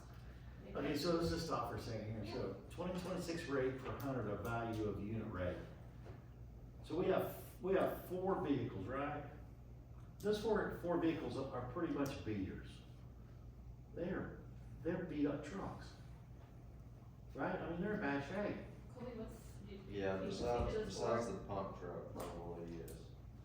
Can you give me the VIN numbers of those? I mean, these are, And the VIN numbers for the other 7 that the water district needs? I'd love to have the VIN numbers. Yeah, I've got them on spreadsheet. I'll check, Randy. I mean, these trucks probably aren't worth 10 grand a piece. I mean, they're in bad Except shape. for the pump truck. Well, yeah, but Which is probably driving up that average you see there. I see an average of $2,846. That's $2,846 a year per truck? Are you kidding me? So it'd be good to have a breakdown instead of the average. This don't even make sense to me. I just want the VIN numbers. So, not to throw you under the bus again. He just said he wanted to win that. Yeah, I know, but he knows what this conversation He also wants the rest of the, so he can check it. Yeah. is. Yeah, all 1,000 pages. Yeah. Get that to me. Yeah, thank you, Vernon, 'cause we really need somebody to look at this from a business perspective and say, we can cover the trucks here, or we can change this here. You know, what can we do, because this cost is just phenomenal. Yes, it is. And I'm struggling with this 4 vehicles. Are you sure there's not AWR vehicles included in this number? Yeah, we talked about that earlier, I mean, we can double check, but for, That was my understanding. yeah, that's. You email those numbers, please. Yeah, I'll get them on. This You is email not me bad. those 6,000 page documents, right? Thank you. Okay, so, I'm sorry, go ahead. So, I was just giving the breakdowns Yeah. of what's this going to cost on an annual basis, and the answer is $35,803, and we budgeted 40. Now, I don't wanna get ahead of myself, but Tim, you can probably see where I'm going, which is that we have a problem. Yeah, because we're paying $13,000 per year for another policy that we have an issue with, which puts us over budget. Exactly. I know exactly where you're going. And that's not even, well, we'll talk about that other deal here in a minute. So that's a whole different animal. But with that said, effective January 1, 2026, we have this insurance, and we're currently paying for it on an 8-payment rate cycle, right? And we just need to do some due diligence here, because this is not adding up, and we need to figure out, you know, a better plan. Now, I know the board remembers this, but just for the general public, we tried to go out and get insurance on our own, and no one would quote us. And I know Colby Kirk tried, I know Vernon tried, and so we've got to get this figured out. Try again. Yeah. You talked to Arlena? Mills? No? Well, she worked for Peoples. She used to have the insurance company. So that was, she worked for, Elite, didn't she? Oh, I I don't remember. think, and they She showed used to, Peoples. she used to cover us. That's correct. I've known Lena since I was a child. Well, I thought so. We don't talk about how many years. Since she was ago. almost the next door neighbor. Yeah, she is, Just- is still. Just so you know, my company, I have my insurance through Cincinnati. The same people who write these policies, but I don't pay these kind of rates, not even close. So that's why this makes no sense to me. Now, the way this works, just correct me if I'm wrong, Erica, but the way this insurance works is AWR takes all of the stuff they're insuring and they put it into one big pot, and that goes to the insurance company. The insurance company then insures the whole pot, and then they take that cost, they divvy it up by ratio of what's being covered back to each end user. Is that correct? Generally, yes.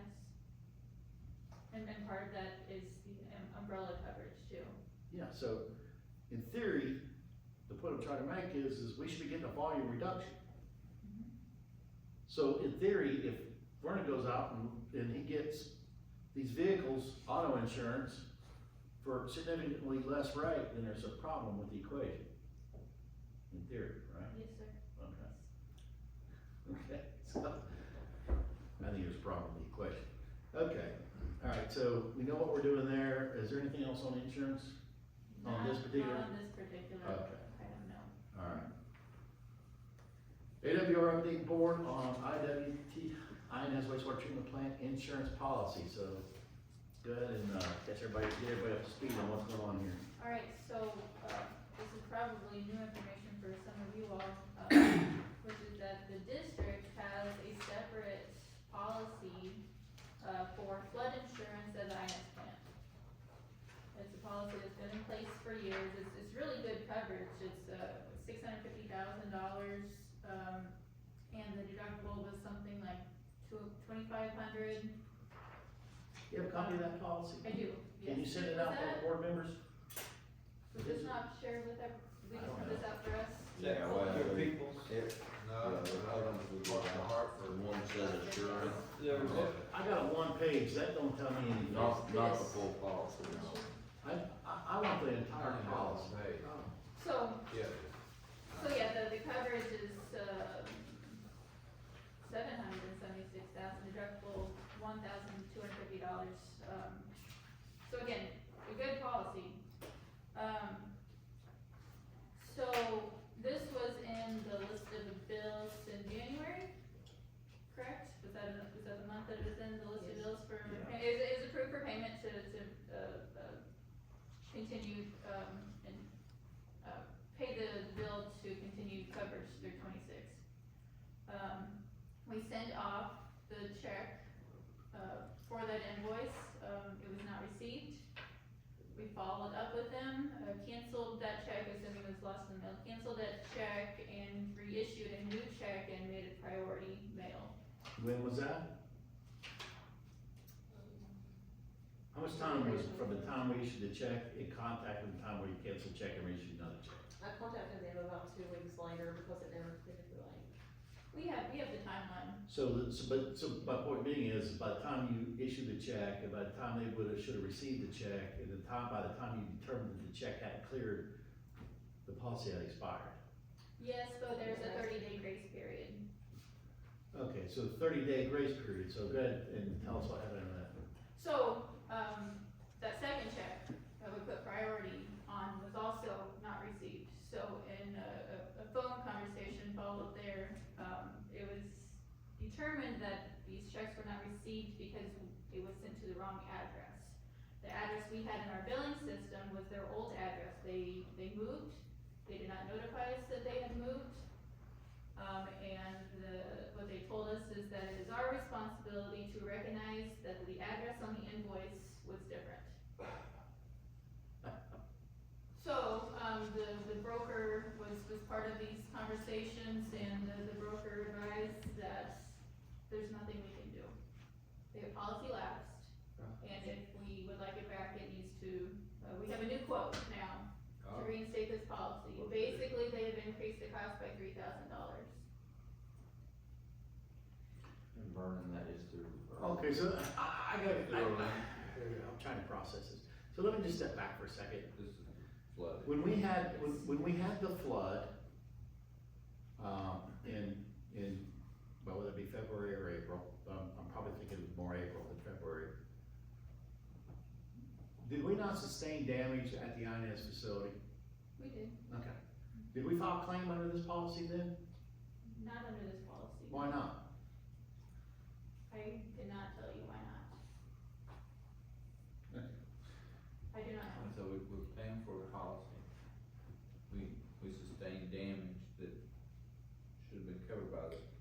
policy that has better terms. but we didn't file a claim. Yeah, I do not know why the claim was not filed under this policy. Did we advise FEMA that we had this policy when we filed our damages claim with FEMA? I don't know the answer to that either. I thought I saw there were some transaction notes that they sent me around that time, that I think that there was some communication back and forth with them, but we're gonna probably go back and follow up on that. Well, I'm gonna tell you, I doubt you did, and here's why, because FEMA would have required you to send them a denial letter under this policy. Well, And if you didn't file a claim under this policy, you surely couldn't have given FEMA a denial well, but letter. again, FEMA's been paying out before receiving those denial letters. The FEMA has been very cooperative and helpful. Okay. So, we have a policy, we didn't file a claim when we had damage. And we send the check to the wrong address because according to the insurance company, we didn't identify on the bill that the address had changed. Yes. Is there language in the policy, i.e. contract, that clearly articulates that if an address changes, that the insurance carrier is responsible? So what we have done is reached out to Alliance's broker to see if there's anything they can do to step in and find out if there's any recourse here to get this reinstated. So we have our broker reviewing that. Your broker's with a different insurance company. Correct. Yeah. So, Yes, because the broker for this so policy. explain to me what leverage your broker has over this carrier? Well, the broker in this case, which is People's Insurance, has advised that there's nothing that they can do. So, Oh, I know that, but the point I'm trying to make is your broker has no leverage over them either. they don't, but what they are doing is reviewing this policy to see if they can find any language that would assist us. Like you just described, if we can find anything that references the address update. So when we identified that the check didn't clear, did we not pick up the phone and call them and say, did you receive this check? We can email the broker. And the broker said no, but there was no discussion around where the check should go the Well, first time? the assumption was that it was lost in the mail, which is not unusual. But what's the end scans of the payment, which have the address on it? Do you get the invoice for the premium through the broker? Do you have an answer to that? I don't know. Well, this is the premium notice, right, that we've got. It's out of state, so I would say no. It comes directly to you all or through the broker? I do not know that answer.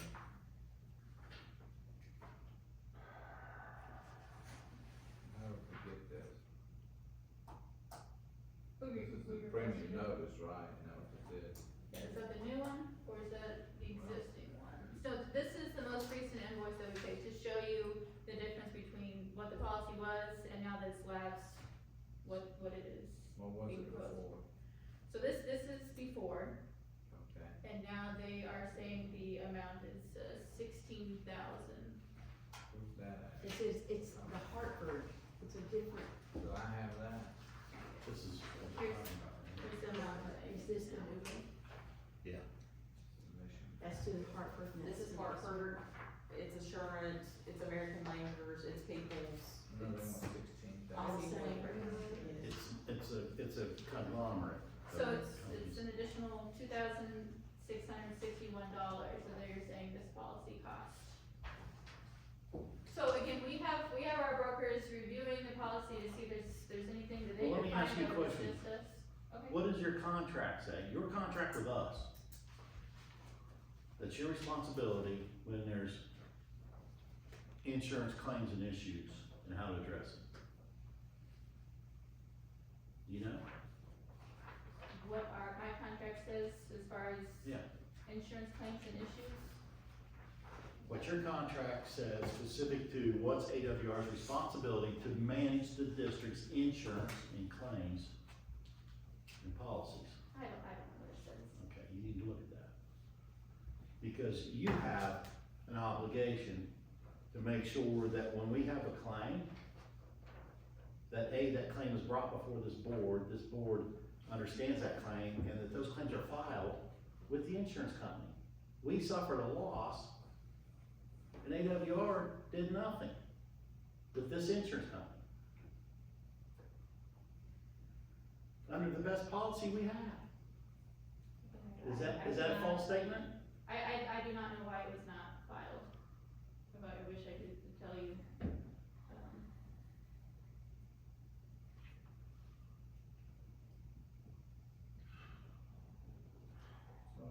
Is the broker responsible for at least coming to you when it's time to renew the policy? I mean, what's the broker doing for you? Yeah, that's a good question. I'm not sure. As far as I can tell, not much. He answered my email and asked him, you know, if the payment had been received.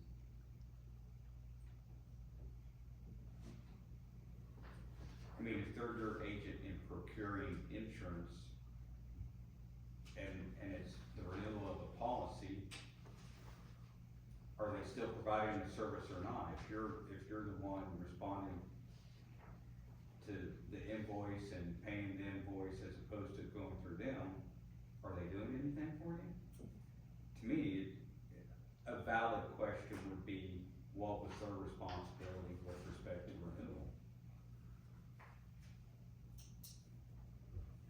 I mean, that just addresses the new policy, it doesn't address your other issue, but still, if you're gonna be using a broker, they should be doing something for you. That's the whole point of a broker, as Well, opposed to a regular agent. My understanding is in the Commonwealth of Kentucky, the insurance commission sets the rules and standards for which the insurance companies have to follow. Well, and a broker is a step above that. A broker is somebody you pay for the service of procuring insurance for you. A regular insurance agent doesn't do that. I get that, but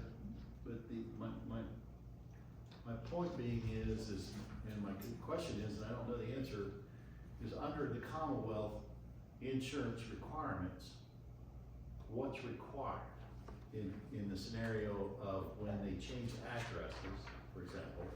Is there a notification requirement for billing and you know, and such, for that, you know, that, or did they just send you a bill with a different address and it's incumbent upon you to figure it out? Yeah, okay, so, You would think there would be something on the renewal letter. Yeah, this says we have changed our. this Yeah, is, please send all, and if it's not on there, I mean, you know, who's checking return addresses and stuff like that on it? But my insurance comes with, an envelope, and You when I put it in fill the part out, you tear it, and it goes to whatever address that they have through the window. wait a minute, this old policy, and both of them are through Peoples as the agent, this old policy is through American Bankers Insurance Company in Florida. The new policy that Peoples is trying to sell us now or whatever is through Hartford. So this is two different companies. So this is the one that we should have filed a claim with. Yes, The old one. The old one, yes. who now, I guess my question is why did people shopped it and now American Bankers is higher than Hartford, or why did people switch insurance companies? There was a John on the phone call. Which agency is he with? That's got John Van. James James Van Hoos. Which agency is he with? Peoples. He was with Peoples. And now this It old did. one, of course, has a policy number, this one has an application number. So do we Can you call that? not have insurance at this moment? You do not have insurance at this moment. Flood insurance. What about what we, We Yeah, do for under you. the AWR Yes. policy, we have flood insurance, this is like, this is a separate Not policy. at the INS plant. There's not flood coverage at the INS plant through Alliance. was You have that, property and equipment coverage. There's wind and hail coverage. There's earthquake coverage. okay, so Yeah. this was in effect last year when we got flooded, right? Yes. We sustained damage at the plant, right? And no claim was filed. No claim was filed. against this right here, this policy, that we paid $13,300 and whatever dollars for it That's correct. last year. Well, I just, I fail to see why, through a travesty of errors on everybody's part, but this board, it's not our fault, we, you know, either AWR or Peoples or somebody, so now our ratepayers are on the hook for additional cost for insurance. Make that make sense to me, cause it doesn't. Is the terms conditions for the high rate the same terms conditions as what the low rate was, or is it two different policies? It's two different policies, two different companies. Now, you know that, but the terms conditions, do they mirror each other, do they match? Are they? Or do they have the same deductible and all Well, that? my understanding is that yes, they do mirror each other. However, on the new one, they did give you options. There's a tiered list of options for different deductibles and different premiums. But if you want the identical coverage, it's the additional $2,661. Now, I think something the board should discuss is if you do want to continue to have this coverage. Well, having the coverage is a no-brainer, the question is who's gonna pay for it? Cause right now, you know, my thoughts are, AWR's paying for it. So the other issue we have here is that it is not budgeted. Well, if AWR's paying for it, it don't need to be budgeted. Well, I think that we could probably have a discussion about this $2,661, but the $13,000 should be a district expense. No, we're gonna have a separate discussion around the loss that we took that you didn't file a claim under. So, again, when we look at the delta, we're not showing that there was a loss for that facility. Luckily, because again, FEMA declared this a disaster. The district took a loss, and what's happening here is FEMA's paying the loss. And if FEMA didn't pay the loss, then the ratepayers would be on the hook for the loss. Right, and again, so luckily, this was a disaster declared event, and, at this point, we're not showing that the district will be at a Okay, loss. so board, I wanna make a motion that, that we have Dustin, pull Dustin in, because in my opinion, this is a legal matter. We need to look at this from a couple perspectives, Dustin, I think it's, we need to look at it from, do we have any recourse under the old policy, yes or no? I don't know. I don't know, it's lapsed, question.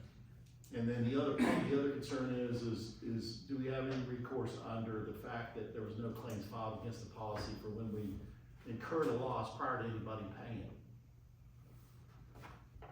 Does that make sense? Yeah, Does it make sense for us to pay, to have that, to pay the legal fees, to have that looked at? so, if I may add, there's two potential questions here. One, what's the consequences or damage, if any, to the district by not filing a claim under this second policy? And then two, who bears responsibility for the increase in premium from one policy to the next? So there's two of those things. And I think Nina's point is, at least with respect to the new policy, we're talking about a $2,000 roughly difference, 2,600, yeah. assuming your terms and conditions are otherwise comparable. So legal fees with respect to a $2,000 difference, I see Nina's point. With respect to the second issue, would there have been any claim, or there would have been recoverable damages under this other policy? If she's saying FEMA covered everything that could have been covered, that's something maybe to consider before doing an analysis of it. But I don't know if that's true or not, whether or not it would have provided any additional coverage. Well, one thing's obvious to me, we don't wanna go into a season with no flood coverage in the Inez wastewater treatment plant. I mean, it just barely sits outside the floodplain, right? I mean, it's right there on the, And it floods regularly, even when there's not a FEMA disaster event declared, which is why this policy is in place. So could we look at, I'm just they're curious if, covering the difference, that's what Alliance covering the difference for the thing lapsing. That's what I'm just curious if maybe someone could call this other insurance company without going to Peoples and see if we could get it back to the policy where you. Oh, you're saying call Assurant and say, we sent money for your policy, and that company said that they didn't get it. Is that what you're saying? I'm saying if we, why wouldn't they reissue? because it's a money loser for them, is why. Yeah. They're a brokerage. And they have terms, I'm sure they have lawyers that work for them, they have terms, and we're outside of those terms, and they don't have to renew the policy. Well, that's my concern in all this. What service are they really providing to you if they get you one policy initially and then disappear? If they're continuing to charge you, they should be providing you with some service. So again, does the invoice come through them or does it not? What are they doing for you? And that's in the question.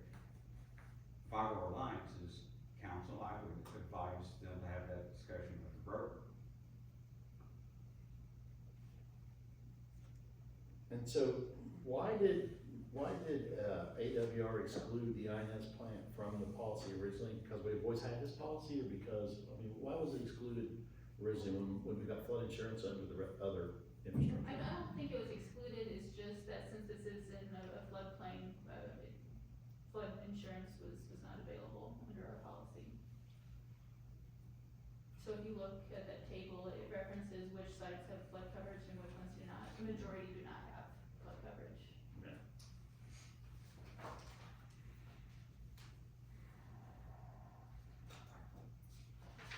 So,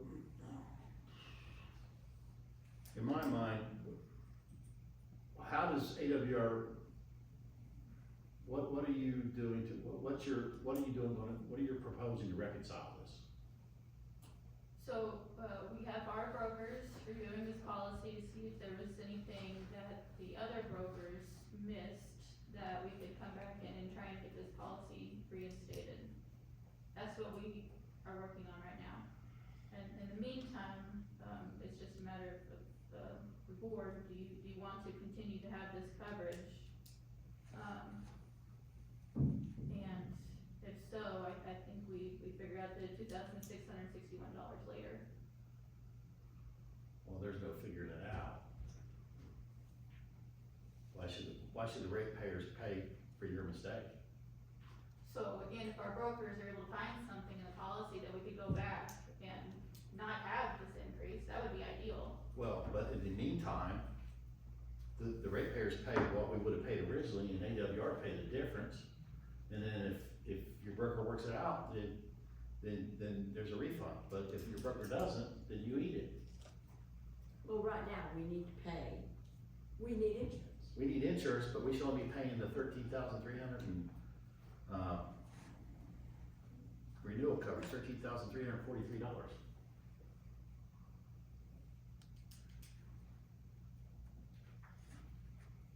So, what I'm hearing is that we're gonna get this paid. And we will continue to report to you on whether we were able to, well, I guess maybe it doesn't matter if we're able to recoup that $2,661 because it's on our end. Yeah, it doesn't matter to us. Yeah. So this will be in the list of bills for next month, or do you want to go ahead and approve paying this tonight? I think we need to approve it tonight and to be in the list of bills. It is March. I know. It needs to be but again, I wanna cap it at 13, the district, the ratepayer's responsibility is what we would have paid originally, and that's $13,343. And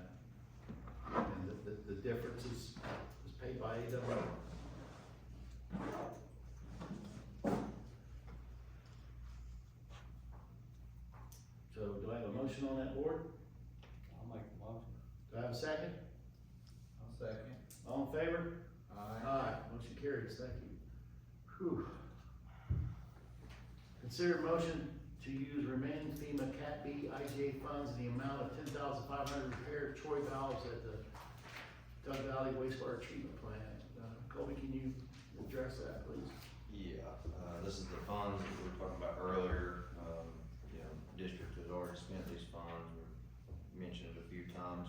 This is essentially, we've got 4 Troy valves, that we need that are seized up, and this is quoted out, you know, to be able to come in, for him to drop down in and, unfreeze or repair as he comes down in those basins. Okay, so let's just stop there for a second. For those that don't know what Troy valves are, explain that and how it's so important to the INS wastewater treatment operation.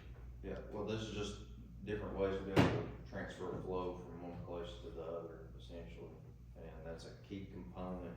So a Troy valve has a hand wheel with a stem that goes all the way down Yeah. into the tank, and then when you raise the stem and lower the stem, that's what raises and lowers the valve. That's what a Troy valve is, just so everybody knows. And these valves are seized up right now. Seized up. So second question, $10,500, did they physically go out and look at it, and are we confident that $10,500 will get the job done? I asked them the same thing, they come out and inspected it, and that's the quote, and that's what they claimed that they can get that job done. So the quote is lump sum not to exceed, we will repair these valves at this price. Yes, Okay.